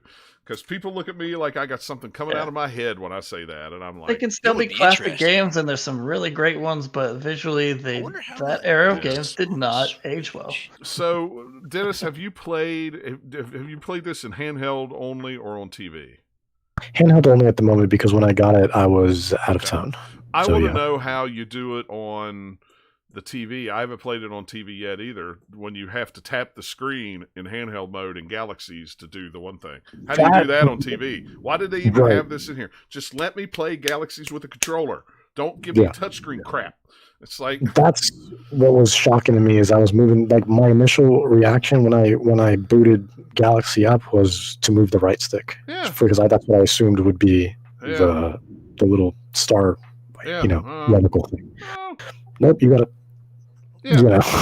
use your finger. And I haven't, like I said, I haven't sat down and played it on TV, but how do you do that on TV? Can't I move the right? Is it one of those games where I put it in and then on TV I could do it? Because that's bull. Apparently on TV mode it works just like it did on Wii, so you are using the gyro to control the that. Man, I want to use my Pro controller. That's what I'm talking about. But I'm thinking this is going to be a bad idea. I'm going to have to bust out the Joy-Con.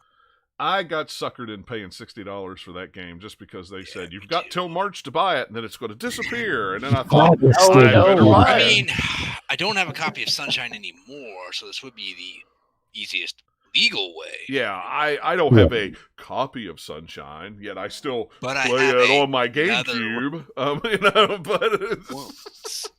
It's like, actually, I think I have it on my Wii, but that's I installed my GameCube into my PC. Yeah, I just I'm like, okay, well, it's a nice little collector's thing that'll sit on my shelf, and I will probably not play it. I mean, it looks pretty. I mean, Mario Sunshine looks really good. Galaxy looks awesome, but Galaxy is stunning. People are really mad they didn't include Galaxy 2. Yeah, I would have rather had that than 64. I was a little upset by that too, honestly. Whatever. Four of them, like, yeah, just add it on the end. There you go. Yeah, there I we don't go. know, DLC. But anyway, like, you go ahead and tell me if what you just do those 3 kind of eras, there wouldn't be any other games. It would just be add Galaxy 2. Mm-hmm. Nah. Yeah. So, and what did you think of it, Dennis? After I roll my eyes about 47 times. Here's the thing, because honestly, I'm not even going to refute anything that you've been saying, because they're valid points, right? It's one of the things was just the kind of with Galaxy especially, just like it's just uncomfortable, swiping the screen and whatnot, when the right stick is there and now it's not doing anything. Yeah. It's really it controls nothing. But my biggest issue, I didn't find this until I was literally about to go and quote unquote beat the game, was the Super Mario 64, right? I speedrun that game, right? So I was doing it because I was like, how does this feel on the Switch? So I was curious. I was doing it, and up until I got my 16 stars, this is a 16-star run. I got my 16 stars, and right when I was about to go up to that final Bowser fight, I couldn't backwards long jump properly. And I was like, what is going on? I was like, oh no, they didn't fix this for the remaster, did they? So here's the thing. They didn't technically fix it for the remaster. What happened was back in, I don't remember when that game came out, because I know it was in the mid-90s, but a year after that game came out, there was another version that was only released in Japan, called the Shido. Super Mario 64, that was called the Shido edition. That was the one where they went and fixed a couple of the bugs and stuff like that. And one of those things was the backwards long jump. So I couldn't clip through that final area anymore that I could before, and then basically that just ended my run completely. So I was like, oh well, I guess I can't speedrun anymore. So that was the biggest thing. I was like, oh man, like that was a big mood killer. That was a big mood killer, that they didn't give the original North American version, but instead gave a translated version of the Japanese version that was re-released maybe like a year or two later. And then of course, I'm sure you guys heard about the probably saw it in the trailer of like, they changed one of the voice clips too, with like when when Mario throws Bowser, and now he just says bye bye, instead of what he said before, Mario's just saying so long, I figured they had to get rid of all that profanity, Yeah, I know. All the profanity. Gosh, yeah, we just can't. That Mario just couldn't keep his mouth shut last time, so we'll fix it. Exactly. because God knows the last time I went to church, they told me to stop playing Mario. Yeah. Just it's just so that was a big mood killer. Otherwise, though, in terms of like its emulation, it's solid. The games run great, right? They look great. Sunshine, it surprisingly still holds well after all these years being a GameCube game. Yeah. And then finally having some anti-aliasing on Mario Galaxy and a crisp resolution. Now, again, I only played handheld, so I can't speak for what it looks like on TV. I'm sure it still looks just as great because they're old games. Why not run them at the highest possible fidelity that they can be? But yeah, I mean, again, it's lacking in a lot of areas. As a Mario fan, I'm happy to have it all here on Switch. But yeah, there's definitely it really just feels slapped together. It just feels, hey, we got an emulation thing for this. You want to run it? Yeah, let's just do that for Mario 35. We don't have anything else right now. Okay, cool. This part, right, is like, this is Mario we're talking about. This is one of the most iconic characters. Forget video games for a second. The most iconic characters on Earth. Up there with Mickey Mouse, Pikachu, so on and so forth. So like, this is Nintendo's poster boy, and you just kind of. Here's a collection that's also missing one of the games, Galaxy 2, and it doesn't feel as kind of careful and as respected as the original Super Mario All-Stars, right? The collection, which had Lost Worlds, Lost Levels, Mario World, and then Mario Brothers 1 and 3. Right, and 2, which was Lost Levels, and yeah, it was just such a solid collection of great stuff that was touched up perfectly.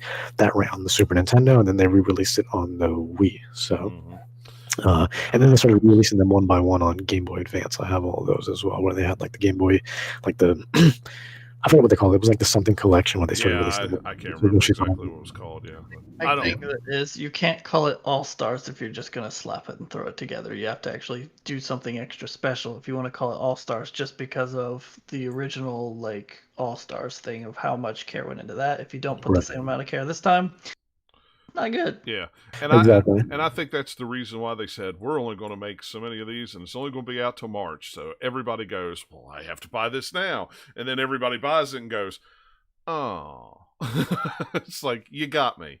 But I will say, at least I got my free pin set from Nintendo for doing the little things. Yeah, there was a thing. Oh yeah, I couldn't do that because I bought it physically. Yeah, I know I did. No, I got it digitally. Oh, okay. You can still do it. You could have still done it, whether it was physical or digital. Oh gosh, no, those things were gone. I was lucky to get one of them. I mean, there were some people that couldn't, and they sold out real quick. So I don't even know how I got lucky. It was like some other guys were trying to do it at the same time, and they never got them. So, but that was, you do.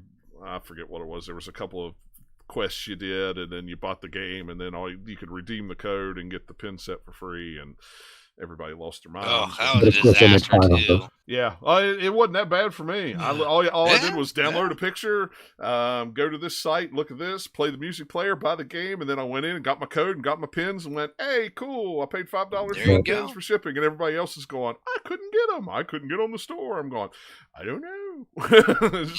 Same thing with the PlayStation 5 that I haven't canceled yet. Just to see if I could get one, and went boop, boop, boop. All of that was easy. Why did everybody have so much trouble with that? I'm sure we got stuff to talk about that. I mean, I know it's up. I know it'll be on the news, but PS5, that's a lot of.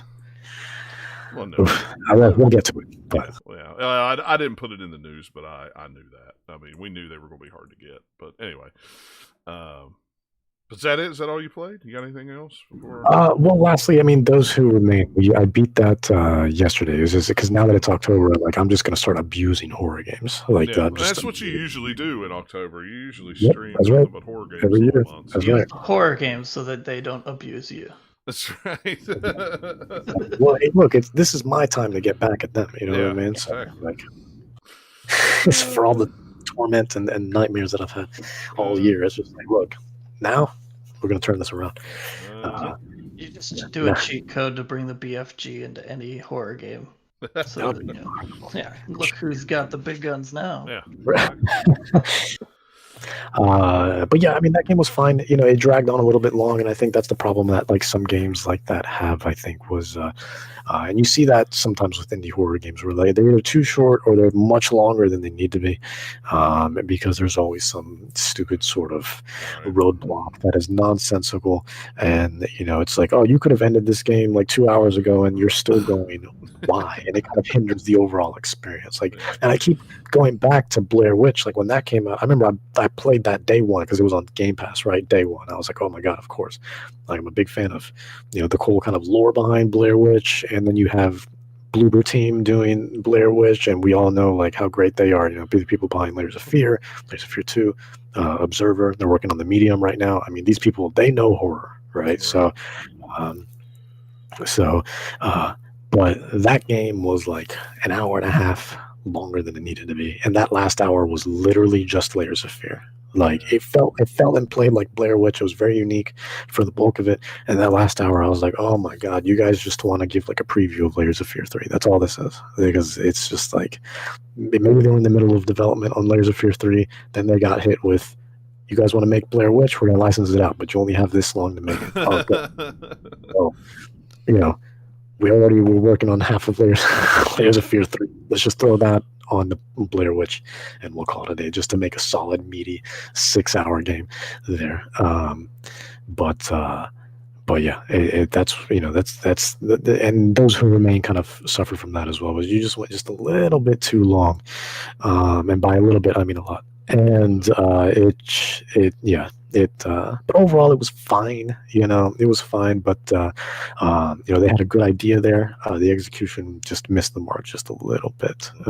So because you started getting it started becoming less about being scared and more about I'm bored, and you never really want that happen in a horror game. You always want to feel the tension and have the atmosphere. You don't want that in any game. I mean, you don't want to get so many hours into a game and then get to the end of it and get get a quarter to the end and go, ugh, this went on a little too long. And I forget. And that's kind of how I've kind of felt, believe it or not, about Spider-Man. I kind of got to that last quarter of the game and went, oh, it's kind of dragging. I'm tired of playing. Let's wrap this story up.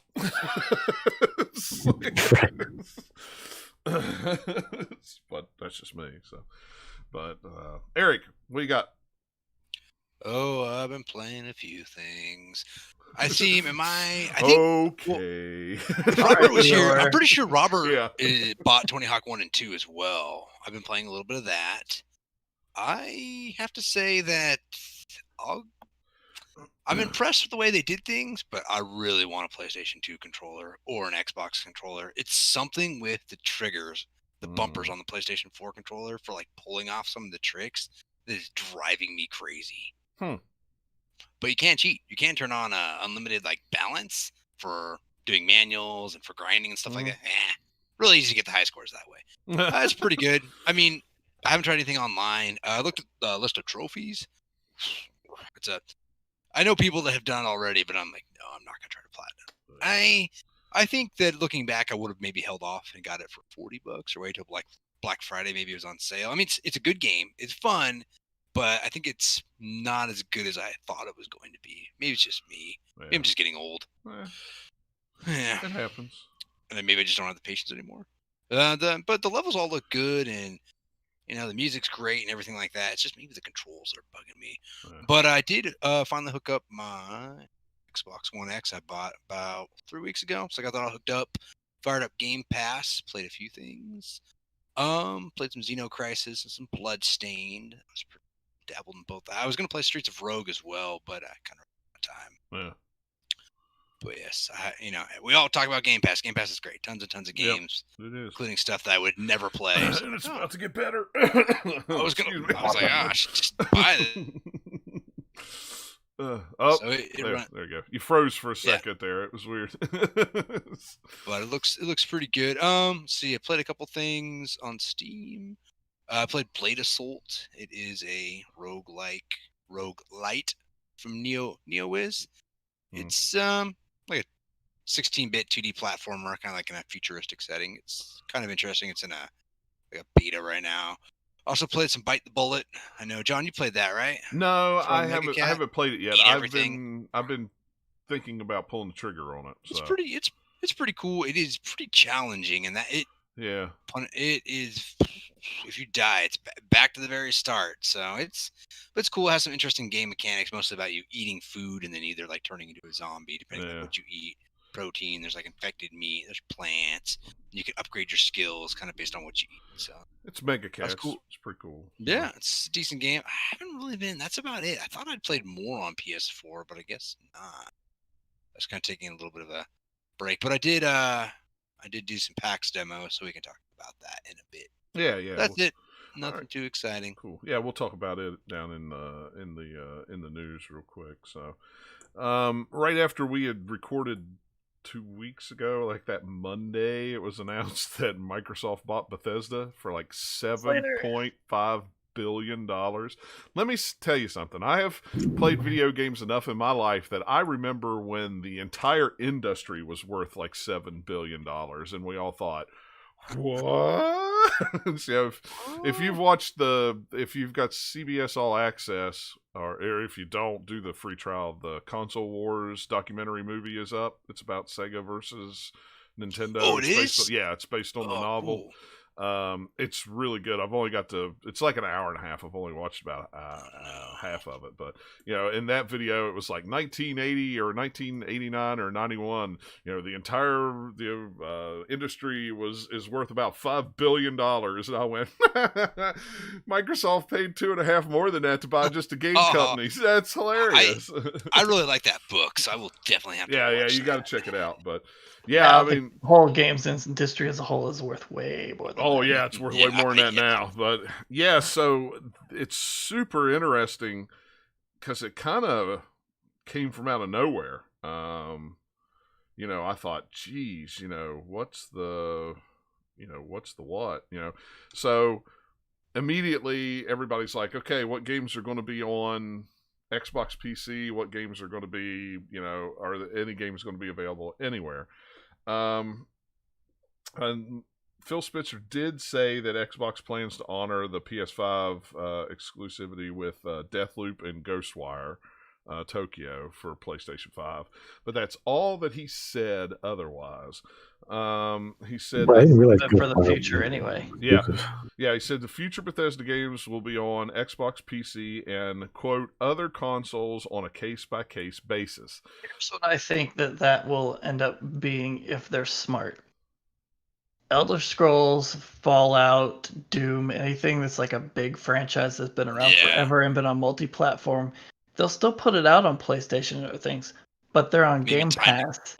Right. So maybe it'll be on like Game Pass and Xbox for a little bit and then come to other things later so that they still get the revenue from like people buying copies so they can still play it. But it's like, hey, you have an advantage here. You'll get it first. You get it on Game Pass. Come to Xbox.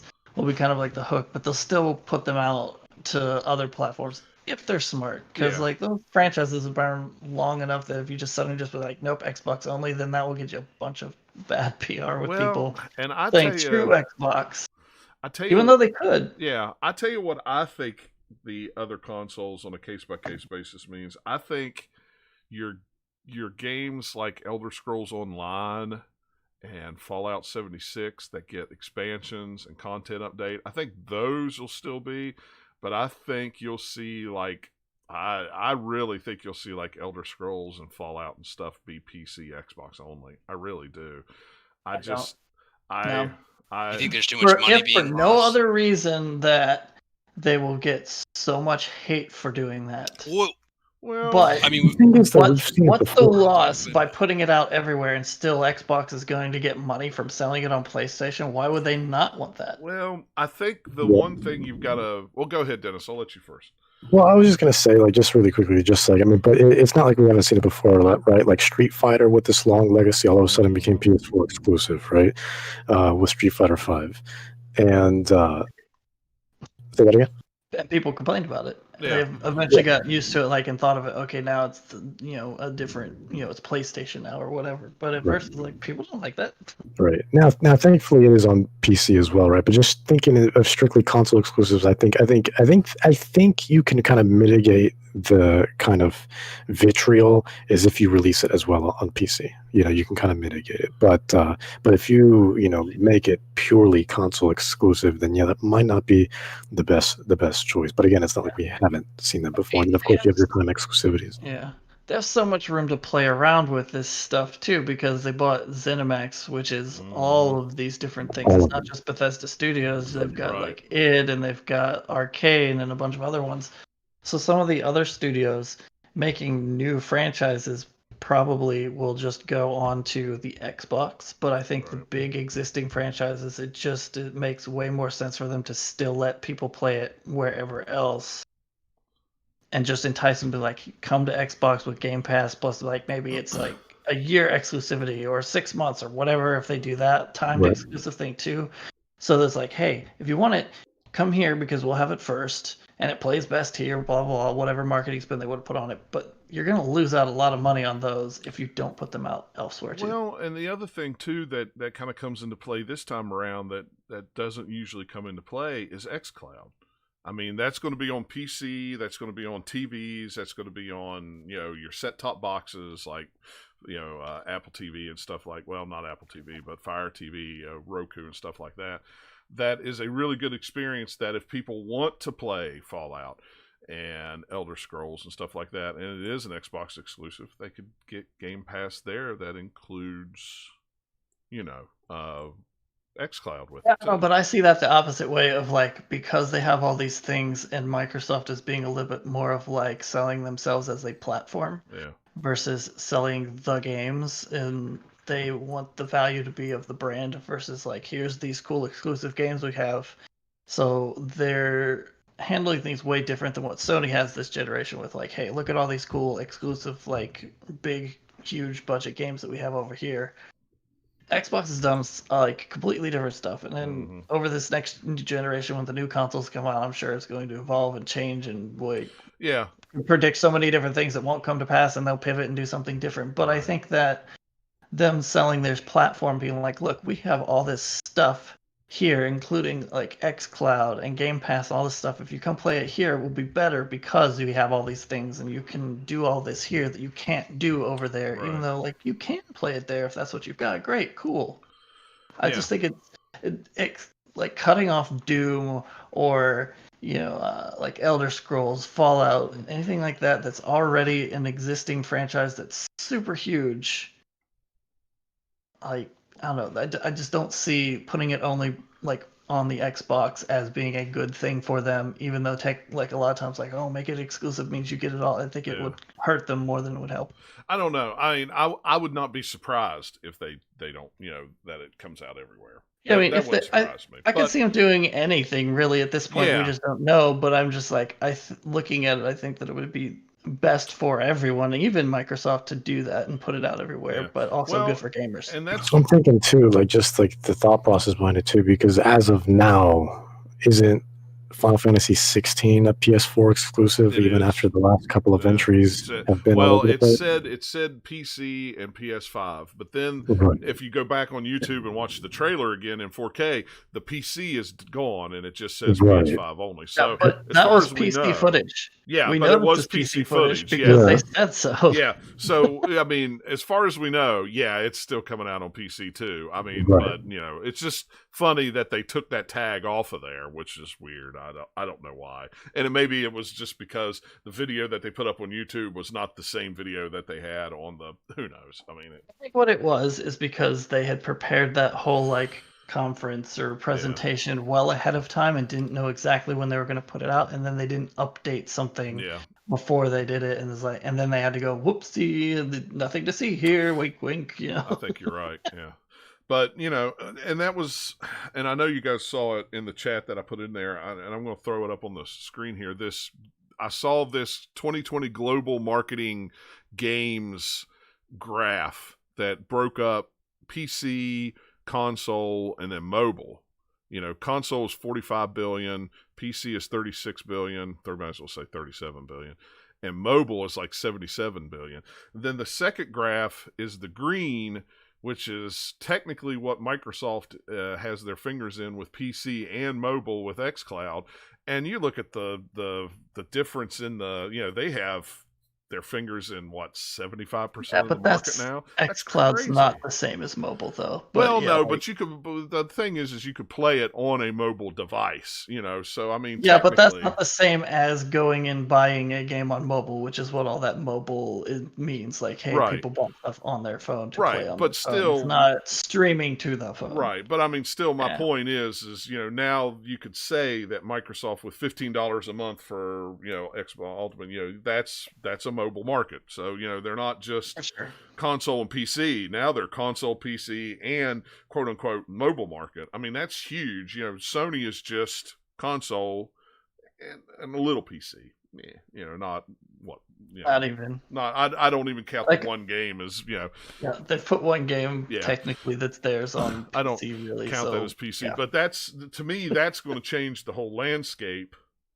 This gen, and because now Microsoft is trying to cast as wide a net as they possibly can, and I think that partly that's because it's not like they hadn't done some of that before, but with the launch of the Xbox One being what it was this time around, and then through this current gen, they've been taking steps to do hey, let's not put all our eggs in one basket. Let's try and do something a little wider, and we're kind of seeing that come to fruition. Right. Yeah, and The thing that when I came home from work, well, actually I was out working, and the message popped up on my phone. Microsoft buys Bethesda for $7.5 billion. I'm like, holy crap! So I didn't get home till later in the afternoon, and I actually pulled up. I had a chance to pull up an article and read about it. That was $7.5 billion in cash. That wasn't, no. Well, we're buying stock. That was cold hard cash. Microsoft's got that money to throw around for sure. Do you know how much cash on hand they have? That was half of their cash on hand. And they still have another $7 billion in cash on hand. That's insane. Think of how much revenue they get from gaming, and then how that probably pales in comparison to Windows. Yeah, I and know. Like some of the other stuff that Microsoft is a huge company. Yeah, I mean it's which is another thing that separates them from Sony, whereas Sony does not do the same other businesses that Microsoft does to the same degrees anyway. Yeah, they do have some other businesses, but Sony. If you go and you look at Sony's net worth is about $96 billion. Microsoft's is $150 billion. But you break it down to see how much PlayStation makes 30% of that $96 billion for Sony. I mean, that's 30% of their their TVs and computers and stuff just don't make nothing anymore. I about said something I shouldn't have, but they just don't make crap anymore. They're not in the PC industry anymore. They pulled all their laptops and PCs out years ago. They dropped that. Yeah, industry. But now they make stuff and they sell it to. If you look it up, it's still technically considered PC because it's something like that. Because I ended up going down a rabbit hole when everything went on and looking at this. It wasn't that profitable, and I don't know how well their electronics are doing, TVs and not much, not like that.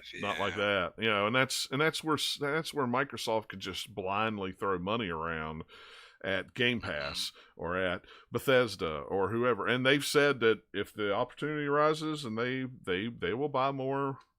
They will buy more companies if the rumors that were a few months ago of WB Games was maybe going to be sold, and then they changed their mind, and then what if Microsoft had bought them, or in the future does buy them? How that changes everything. Well, and that's what I told. DC goes to Xbox. Everything Marvel goes to. It'd be kind of a nice competition, though. You want DC go to Xbox. You want Marvel go to PlayStation. Yeah. Well, and that's what I told a buddy of mine. I said, could you imagine? I said, and I wonder if that's what led them to buy Bethesda. They were trying to buy WB, and when Warner Brothers said, "Nah, we've changed our mind. We're not going to sell," they went, "Well, we'll just go over and talk." I don't know Bethesda. That's necessarily the case. It could be, maybe, I guess, but I don't know that it is. Yeah, I don't know. I think this is good for Microsoft. It's really good for Bethesda because they get a lot of access to just kind of stuff that they might not have had, and consolidate under a bigger umbrella and money. It remains to be seen. Well, the money too, but it remains to be seen if it's going to be good for gamers or not. It just depends on what they do with it. Yeah,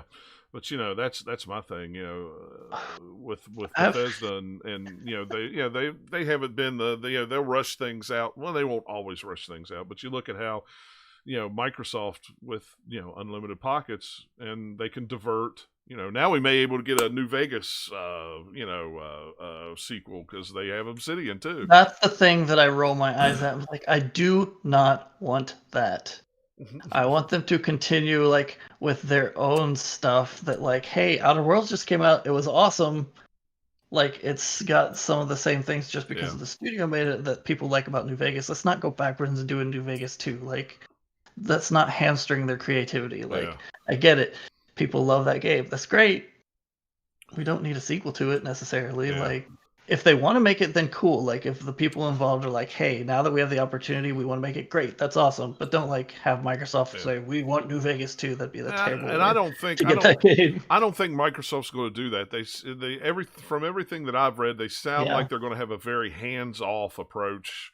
It's going to. I'm not going to say it's everything is normal at Bethesda, but I think that they're gonna have a very hands-off approach to it. Let them do what some of the other studios that they've purchased prior to this. It seems like that's kind of the approach they've been doing there. So I wouldn't see why they wouldn't at least start that way with all the Bethesda studios. Yeah. No. 5 years down the road, we'll see. What was that, Dennis? I just want Scalebound. They still own the property. It doesn't have to be platinum. Give it to Arcane. I don't care. Give it to id. I don't care. Just they'll please. give it to somebody. They Yeah, won't let it go to waste. Yeah. But Oh, that's something that somebody was saying. Like they're like imagining, like, okay, we have all these. They own all this IP, but what if they could just like give it to some of these studios? So like, what if id made a Perfect Dark game, or things like that? Because like take all their experience with shooters and just give them a different franchise or whatever that is like not been done for a while. Like they could do all sorts of weird stuff like that too. Yeah. I don't know if anybody watched or listened or watched the Larry Herb interview that he had with the two guys from Bethesda and Phil Spencer, but he put it up as the podcast last week. It was hilarious to listen to all those three guys sit around and talk, because Larry Herb asked, "What was your first memory of Xbox?" And he was like, "When we brought Elder Scrolls Oblivion over to Xbox," he said, "the Xbox team helped us out a lot because we were having trouble with memory."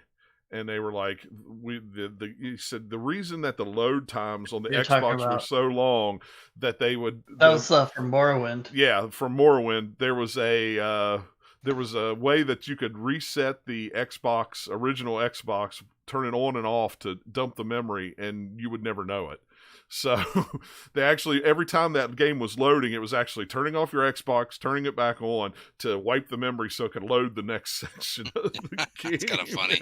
Yeah, it was hilarious. It was all the really, weird really programming and weird tricks you got to do to get things to work sometimes. I'm sure there's tons of things like that out there for many games. Yeah. But yeah, so it's going to be interesting. It's going to be interesting to see how I was blown away by it. Probably was not an accident that they announced that a day before Xbox pre-orders. Yeah, I know, right? Well, and you know what's funny is there was a lot of people that I was listening to on podcasts that were, well, I'm interested in Game Pass, but I'm not really interested in getting an Xbox. And then all of a sudden, well, they bought Bethesda. I think I'm going to buy an Xbox, and then I'll buy a PlayStation 5 later. It was like, and and that's what Nikki said. Because they have them doesn't mean they'll have all those games right this second. And they're not going to be, there's nothing going to be there. But of course, they did add Doom Eternal to Game Pass this week, so there you go. Eventually the rest of them will come rolling out, I'm sure. But you guys seen the supposed leaked image from Starfield? Yeah, I did see that. It's cool. It's a still. If it's true and it actually is from there, great. But yeah. It doesn't tell us a whole lot, even though there's plenty of people trying to super break it down like it's a dude in a spaceship next to the side of a spaceship. Well, and that's what he said on the thing. He's like, "Tell us about Starfield." He's like, "Well, it's got a lot of hype for a game that nobody has ever seen." I mean, it makes sense because they're a company that's known for making big, expansive RPGs. They've got their fantasy one and their post-apocalyptic one. A space one. There's not many space RPG things like this. Yeah. That's cool. And everyone's imaginations just ran away. And everyone's like, I want to know what Starfield's like. When are we gonna get it? When are we gonna get it? Yeah, I'm interested to see how this all plays out. So, they changed Peter Parker on PS5. What's up with that? Internet explode. Yeah, I don't know. That, my God. I guarantee you that it's because they were putting Peter Parker in as a cameo or whatever limited amount in the Miles Morales game and thought the model we had before isn't going to work. And then they probably even tried what if we up-res it or do something? Nah, it just doesn't work. Let's try something else. And and people going, I don't like the new face necessarily over the old face, but if I'd never seen the original game, it would look fine. Yeah. So it's and that's whatever. That's just it. If I hadn't seen the original game, no big deal. Wouldn't bother me at all. But and after playing the original game and then going back, I was like, oh, that's jarring. I don't like that. Go ahead, Des. Well, I was just gonna say, he just looks like when you're in a character creation screen, you just click the default. Yeah, that's what he looks like to me. Yeah, you're right. They said they modeled it after the voice actor, so maybe he just looks default. No, it's not. Or no, they He's did gonna a be new a motion default capture guy. They did a new motion Yeah. capture guy for it. Sorry, that's what I meant. It wasn't What they should have done is just kind of de-age Yuri Lowenthal's face a little bit. Yeah. Like, he's been around long enough. I'm sure they've got enough photos, but scan his face and then adjust the model accordingly. But And that's one of the interesting things with that whole game on PS5. If you're a PS4 owner, you can't upgrade to the PS5 version. You have to rebuy it. You can't buy it separately.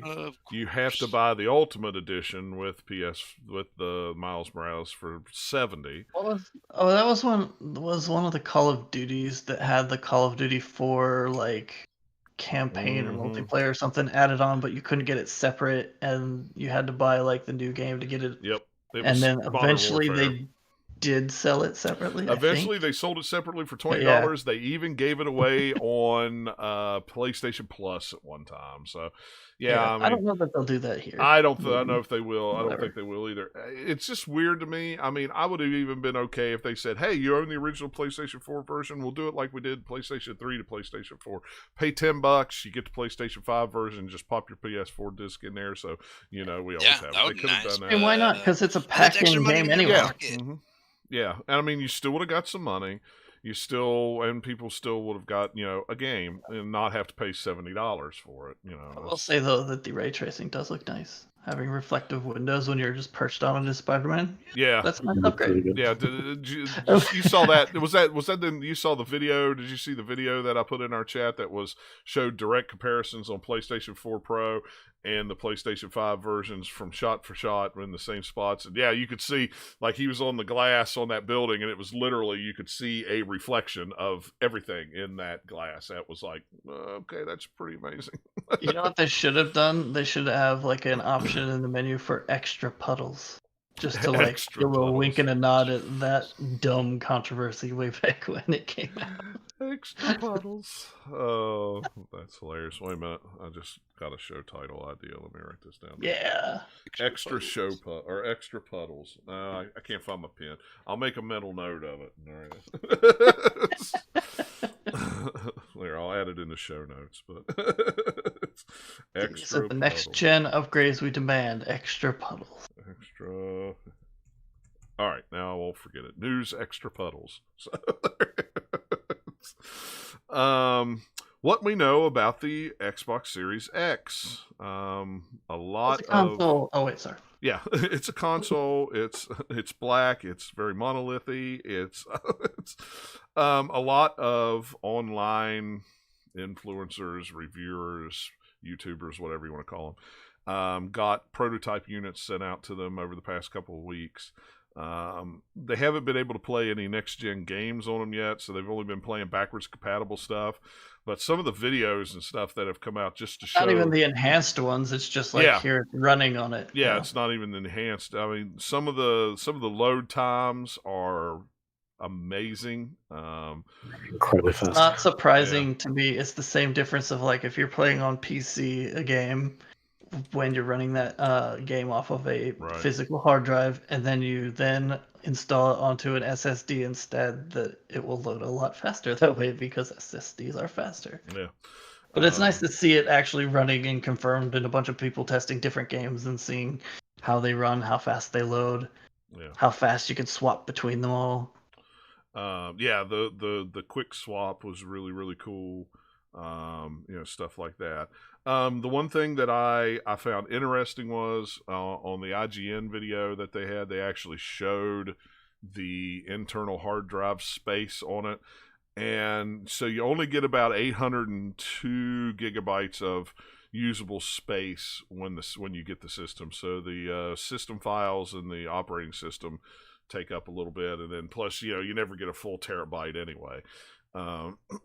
So that was interesting. They also announced the price of the memory cards, which I think they were around 100 or 220. No, they were 229, I think. Yeah, something like that. Which again, 1 terabyte, I think. Yeah, 1 right? terabyte. So they're like not that much more expensive Nope. than buying just an SSD Yeah, that size. Like you can get some cheaper ones, but for the like quality of one you would need for the Xbox, that Right. you would probably pay about the same anyway. Well, and Especially for the short yeah, style ones. and this is the thing that gets me. A lot of people were outraged. Oh my gosh, $230. It's like, well, you've got to remember that a terabyte SSD is probably about $200. You might be able to catch it on sale, something like that.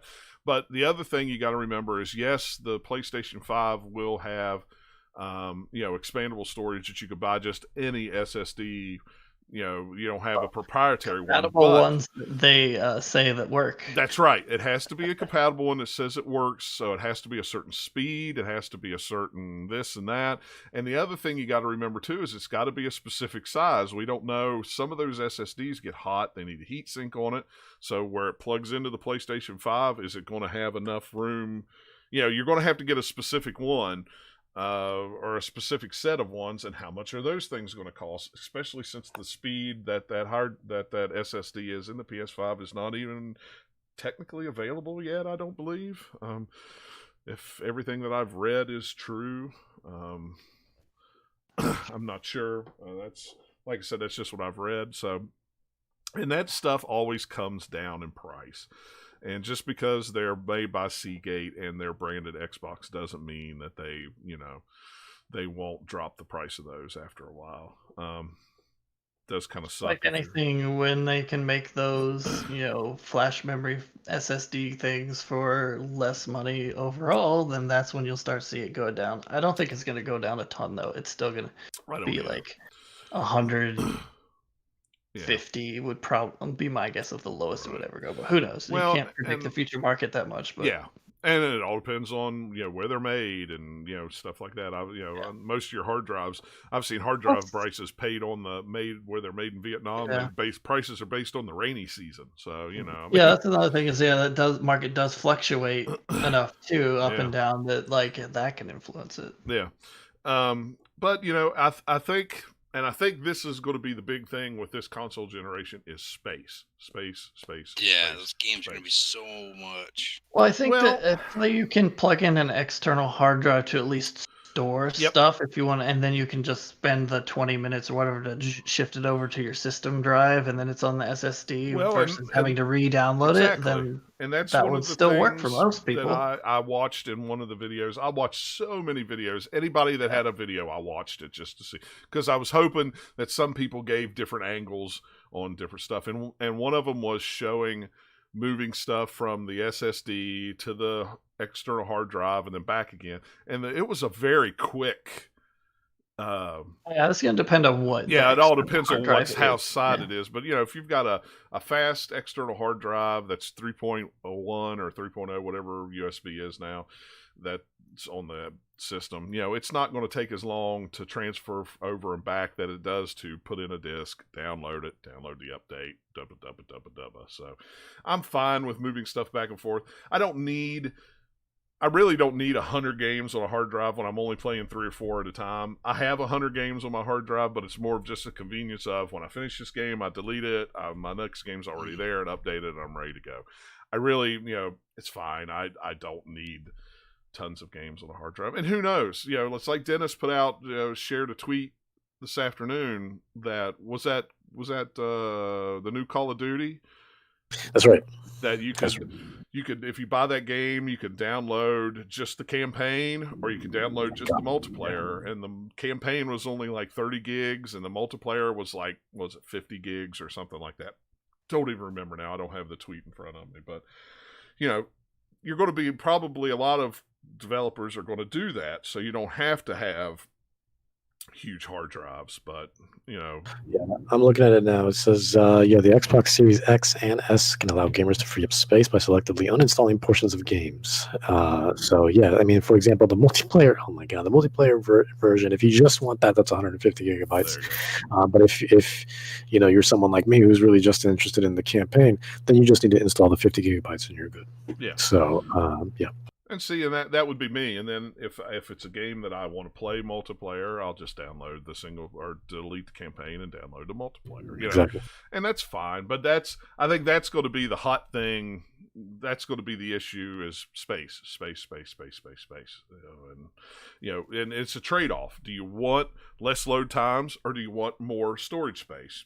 At this point, Also, just think of the way that like a large portion of the gaming audience who's going to have these boxes, they're never going to care because like if you just play Call of Duty or whatever, that's about the only thing that's on your box. Or like some people are like, I don't mind re-downloading stuff, so they'll just like finish it and then re-download it if they want. Yeah, so it's like a certain chunk of people this will really affect, and a certain chunk it will affect a lot less. It just depends on what kind of how do you like to use your console, I guess is a better way to put it. So, and there will be all sorts of like tricks to get around it, or people saying like, hey, this hard drive works the best, or if you want to get an SSD, here's the cheapest one that works, still great. So like once the consoles have been out for a while, you'll know like the best avenues to go depending on what you want to do. Well, and speaking of space, I'll skip a story. The rumor is that PS5 has usable storage of 664 gigabytes. Apparently, there's a couple of Japanese YouTubers, and there's that have a console in hand that they're kind of showing off, and that's the usable space that's on there. So, there you go. You're not even getting. Maybe we'll see. Yeah. I'm not sure what the validity of like those people are, but like those screenshots that they have out there, you could fake that if you really wanted to, and then it comes out later like, what? That's not what the PS5 screen looks at all. Yeah. or it could be true. Like I can see it either way. And it's like I said in our chat, I was like, okay, well, if this is the usable space on the Xbox One, since the PS5 is an odd 825 gig, are they just being very transparent and upfront to say, well, you're not going to get the full terabyte anyway, and then once you have the OS and you have the system files, you're only going to have 825 gigabytes left. I don't see them being that transparent. They've never been that transparent before, so I don't know why they. I don't think that's the case, because the reason we know that was when they're doing kind of like tech specs of this is what's in the box, and I don't think they would.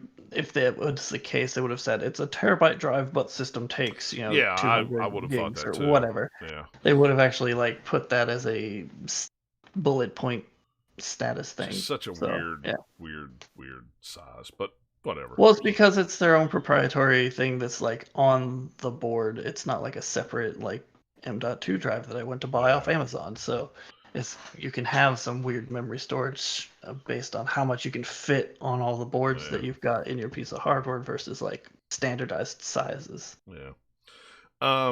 One of the other things that came up this week was cross saving. And when I say cross saving, it's the PS4 to PS5 game saves. Yakuza Like a Dragon is coming out on PS4 in November, but it doesn't come out on PS5 till after the first of the year. And Sega said, if you buy it on PS4, you'll be upgraded to PS5 for free, but your game save won't move over, so you'll have to start completely over again. So now it's like everybody's like, so what games can I? Why can't I? Why can't I do this? Is it up to developers? It's weird. And I wonder if there's something weird between PS4 and PS5 just at a system level that makes that difficult to do, or if it's just like we don't want to spend the resources it would take in order to make this work, and people will be disappointed, but it'll be okay, right? With them having backwards compatibility of PS4 on the PS5, I don't understand why it wouldn't. It just doesn't make sense. That's not, I don't know. Is it actually backwards compatibility, or are you just upgrading it? You get the PS4 and then you'll get upgraded to the PS5 version. Well, those are upgrading. But what I'm saying is, they do have backwards compatibility on PS4, on PS5 for PS4 games. Anyway, so are those saves not going to transfer over from my PS4 to my PS5? It could be similar. So with like all the Xbox Series X stuff, they've been like looking at it, and it's apparently those run in a compatibility mode. Yeah. So if the PlayStation also is doing a similar thing where it's kind of in a different processing mode in order to run those, it might not actually work. Like you could use if you're running like a PS4 game on there and it had a save, maybe, but I don't I'm know. wondering Then it's too. like, how do you transfer all of your saves over too? Like, do they have a process for that or not? Maybe it's on Sony that they're like, yeah, we're not gonna like copy saves over, and Well, so that's why there's roadblocks. Who knows? that could be it too. You know, the thing about it is the nice thing is with Microsoft is if everything's saved to the cloud. So if I hop on my Xbox Series X, I pop in a game. Whether it's backwards compatible or whatever, it was upgraded from the PS4 to the PS5 version. The save just works. It's there. It's in the cloud, and you pay for that with Sony with PlayStation Plus. Now, if I'm a PlayStation Plus member, can I move that over, or is that just since it's on the cloud, all I got to do is just re-download? I don't know. It's really weird, and Sony just their communication this time has just been. What are you doing? Partly that, like, yeah, they're not communicating well, but then also Microsoft is almost communicating better than we would expect. Not too much, just like they're sharing a lot more than you might have expected companies to do in the past, like past console launches or something. Yeah. I don't know. By comparison, it's like Sony is just like, nah, we're still keeping things, under our, under the rug. Yeah. We'll tell you later, maybe, if we feel like it. Well, don't throw away or trade your PlayStation 4 quite yet. If you're going to a PlayStation 5 and you want to play some of those PlayStation 4 games, hang on to them. That's just making me think of all the people who just like panic sold their graphics cards before all these new graphics cards came out, and then they're not able to get them. That would just be such a bad situation to be in. Well, I have a computer that I can't run games on because I sold my graphics card like an idiot. I never thought about that until you just said that. Yeah, that would people did it. Suck. No, I would never sell anything until I guaranteed or had it in my hand. Yeah. I will do that with like they're selling it because like, oh, I can get money for it now, plus I need the money to buy the new one, and then now you've got a bunch of money in your pocket and you can't spend it. Yeah. I don't even even when I bought my Xbox, when I bought my Xbox One X, when I bought my PS4 Pro, I didn't sell either one of those systems until I made sure everything was on that system. I didn't have to worry about it. It didn't even then it was like, okay, I'm good. Now I can delete and sell this system. Definitely the way to do it. Yeah, I'm funny that way. Even though it may be a game that I may never play again and haven't played in a long time, I still want to keep that save because you never know. I may get bored someday and boot up. Plus, it's just like, it's there. I have it in the library. Exactly. Last but not least, Amazon Luna was announced. This is their streaming game thing like Cloud or like xCloud. Amazon. How about you have Luna go over and play with Stadia over in the corner that no one cares about either one? It starts out at $6 for a limited time. You can this play at least is different from Stadia, and then it's more of like a quote Netflix for games. But still, I don't know. It doesn't seem that compelling to me, and it's probably still going to be the same issues that like Stadia and all of these streaming services before it have had. You can play it on Mac, PC, Fire Stick, iPhone, and iPad. The catch is they're on the web apps. That's how they get around Apple's weird. That's why you can't have xCloud on an Apple device, because Apple has to check every single game. Oh, you have to have every single game checked. No, that's a whole nother thing that I can go into and be angry about. But like I said, introductory price at $5.99 during the early access phase. 4K 60 frames is you're able to do that. What's cool is you could buy the controller that they offer. Or you could use whatever controller you want. You can use your Xbox, you can use your PlayStation 4, you can use your Switch. You're not locked to it. 4K 60 is a lie. We know it's a lie because no one's really done it properly yet. You can't even like do 4K on Twitch, like as video feeds, like or like.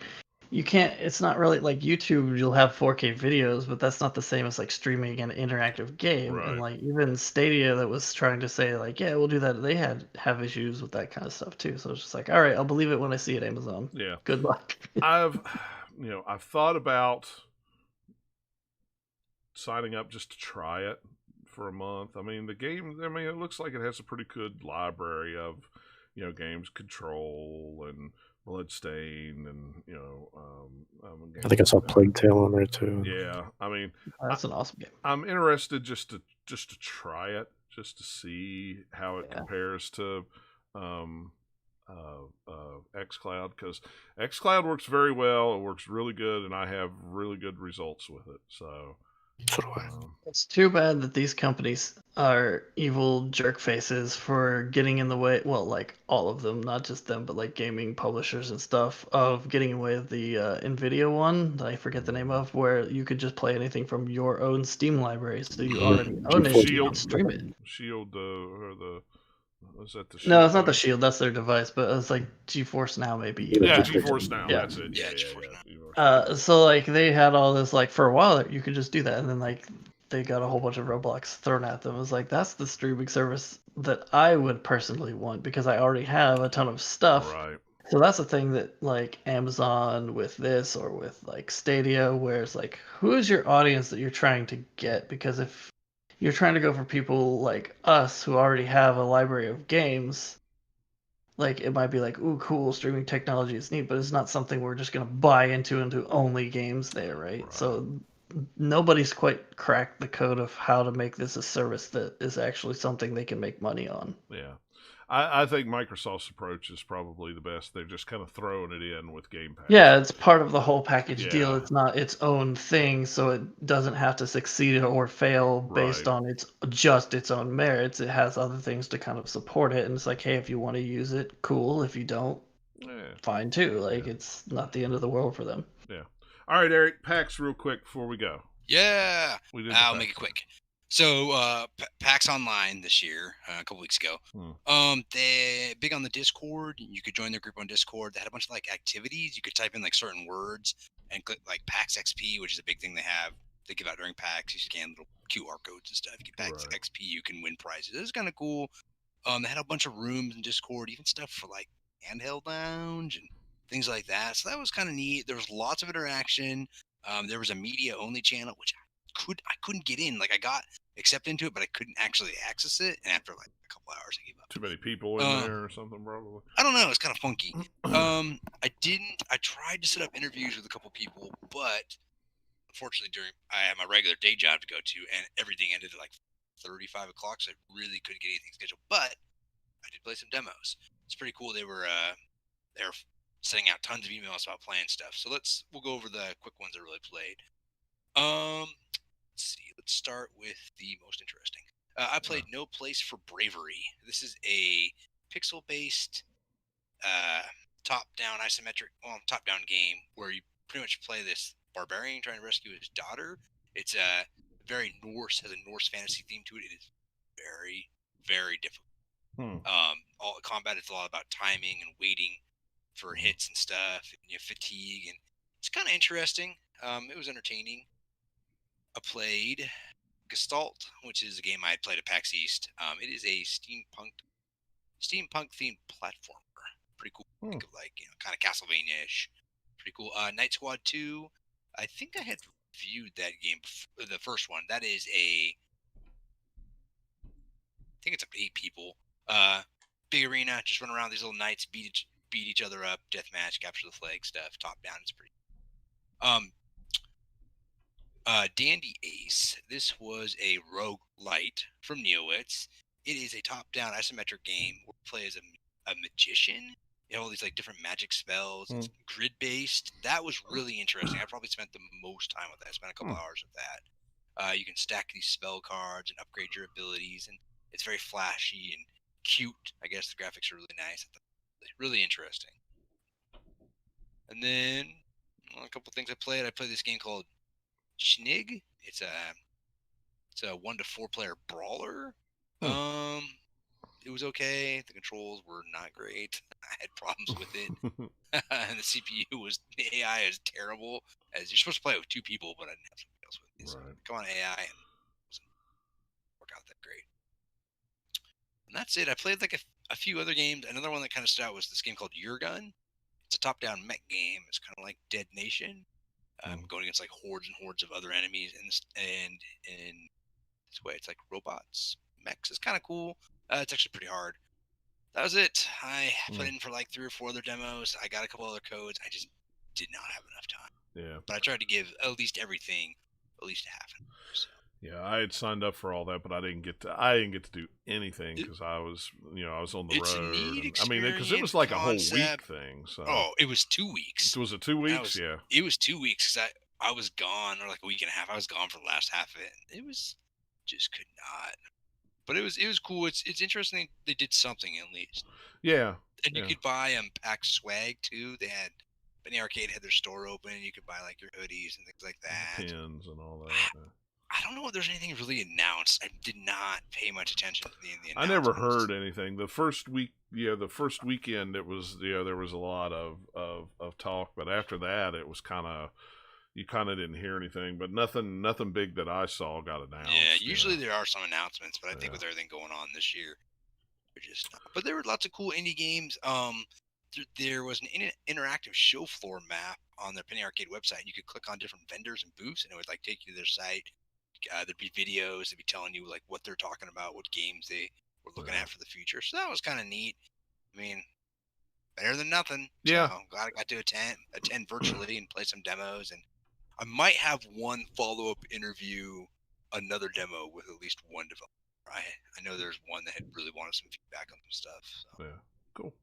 Yeah, it sounded like it was really well done. So yeah, it's just having a day job.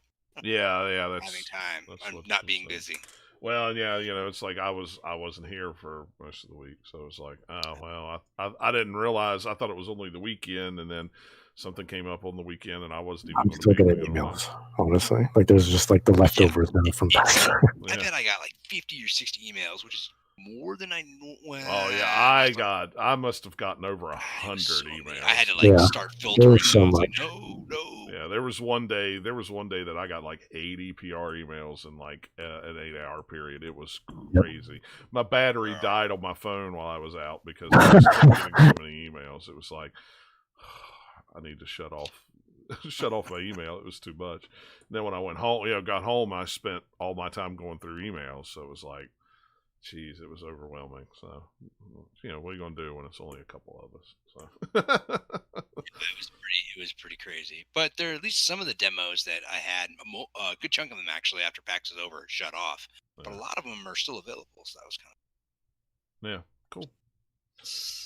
All right, well, anybody got anything else before? Nothing else too exciting, just the usual. Fall, October usually has plenty of games. So. Well, yeah, I'd like to say that, but I can't think of anything. The list looks pretty... I was looking at the list for the next couple weeks for releases, for the next couple months, and there's not a lot.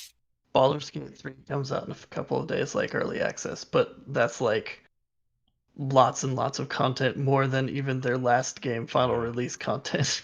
This game is going to be huge. Yeah, it really is. Because they say it was like the first act or something, plus you have, I think, was about 8 different classes I think you can play. I forget the breakdown that they put out, but it's like even all of that supposedly is like more content than Divinity Original Sin 2, which is a huge game. Yeah.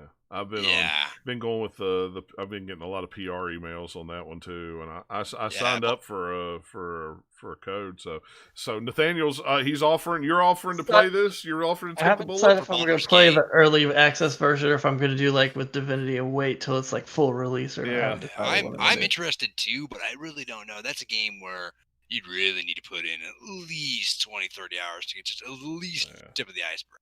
At least get a good concept of how it's. It should be fun though. And we'll see. I'll probably wait and see what people say about it before I decide if I think it's worth jumping in early or not. Because like the full version of the game isn't going to be out for at least a year, if not longer than that.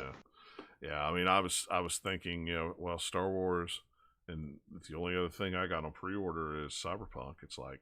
Yeah, Cyberpunk was the only. Still have some other stuff if you're getting consoles. There's a few things you can get. Plus, there's like Assassin's Creed in there, and I wasn't going to pick up Assassin's Creed yet because I still haven't even finished Odyssey. It's like, I mean, might as well keep going with Odyssey because it's awesome. Yeah, it's like it's something would come out and take my attention away from Odyssey, and now it's like I'm actually like glad that they went with an Assassin's Creed this time, but I just don't really like I don't know.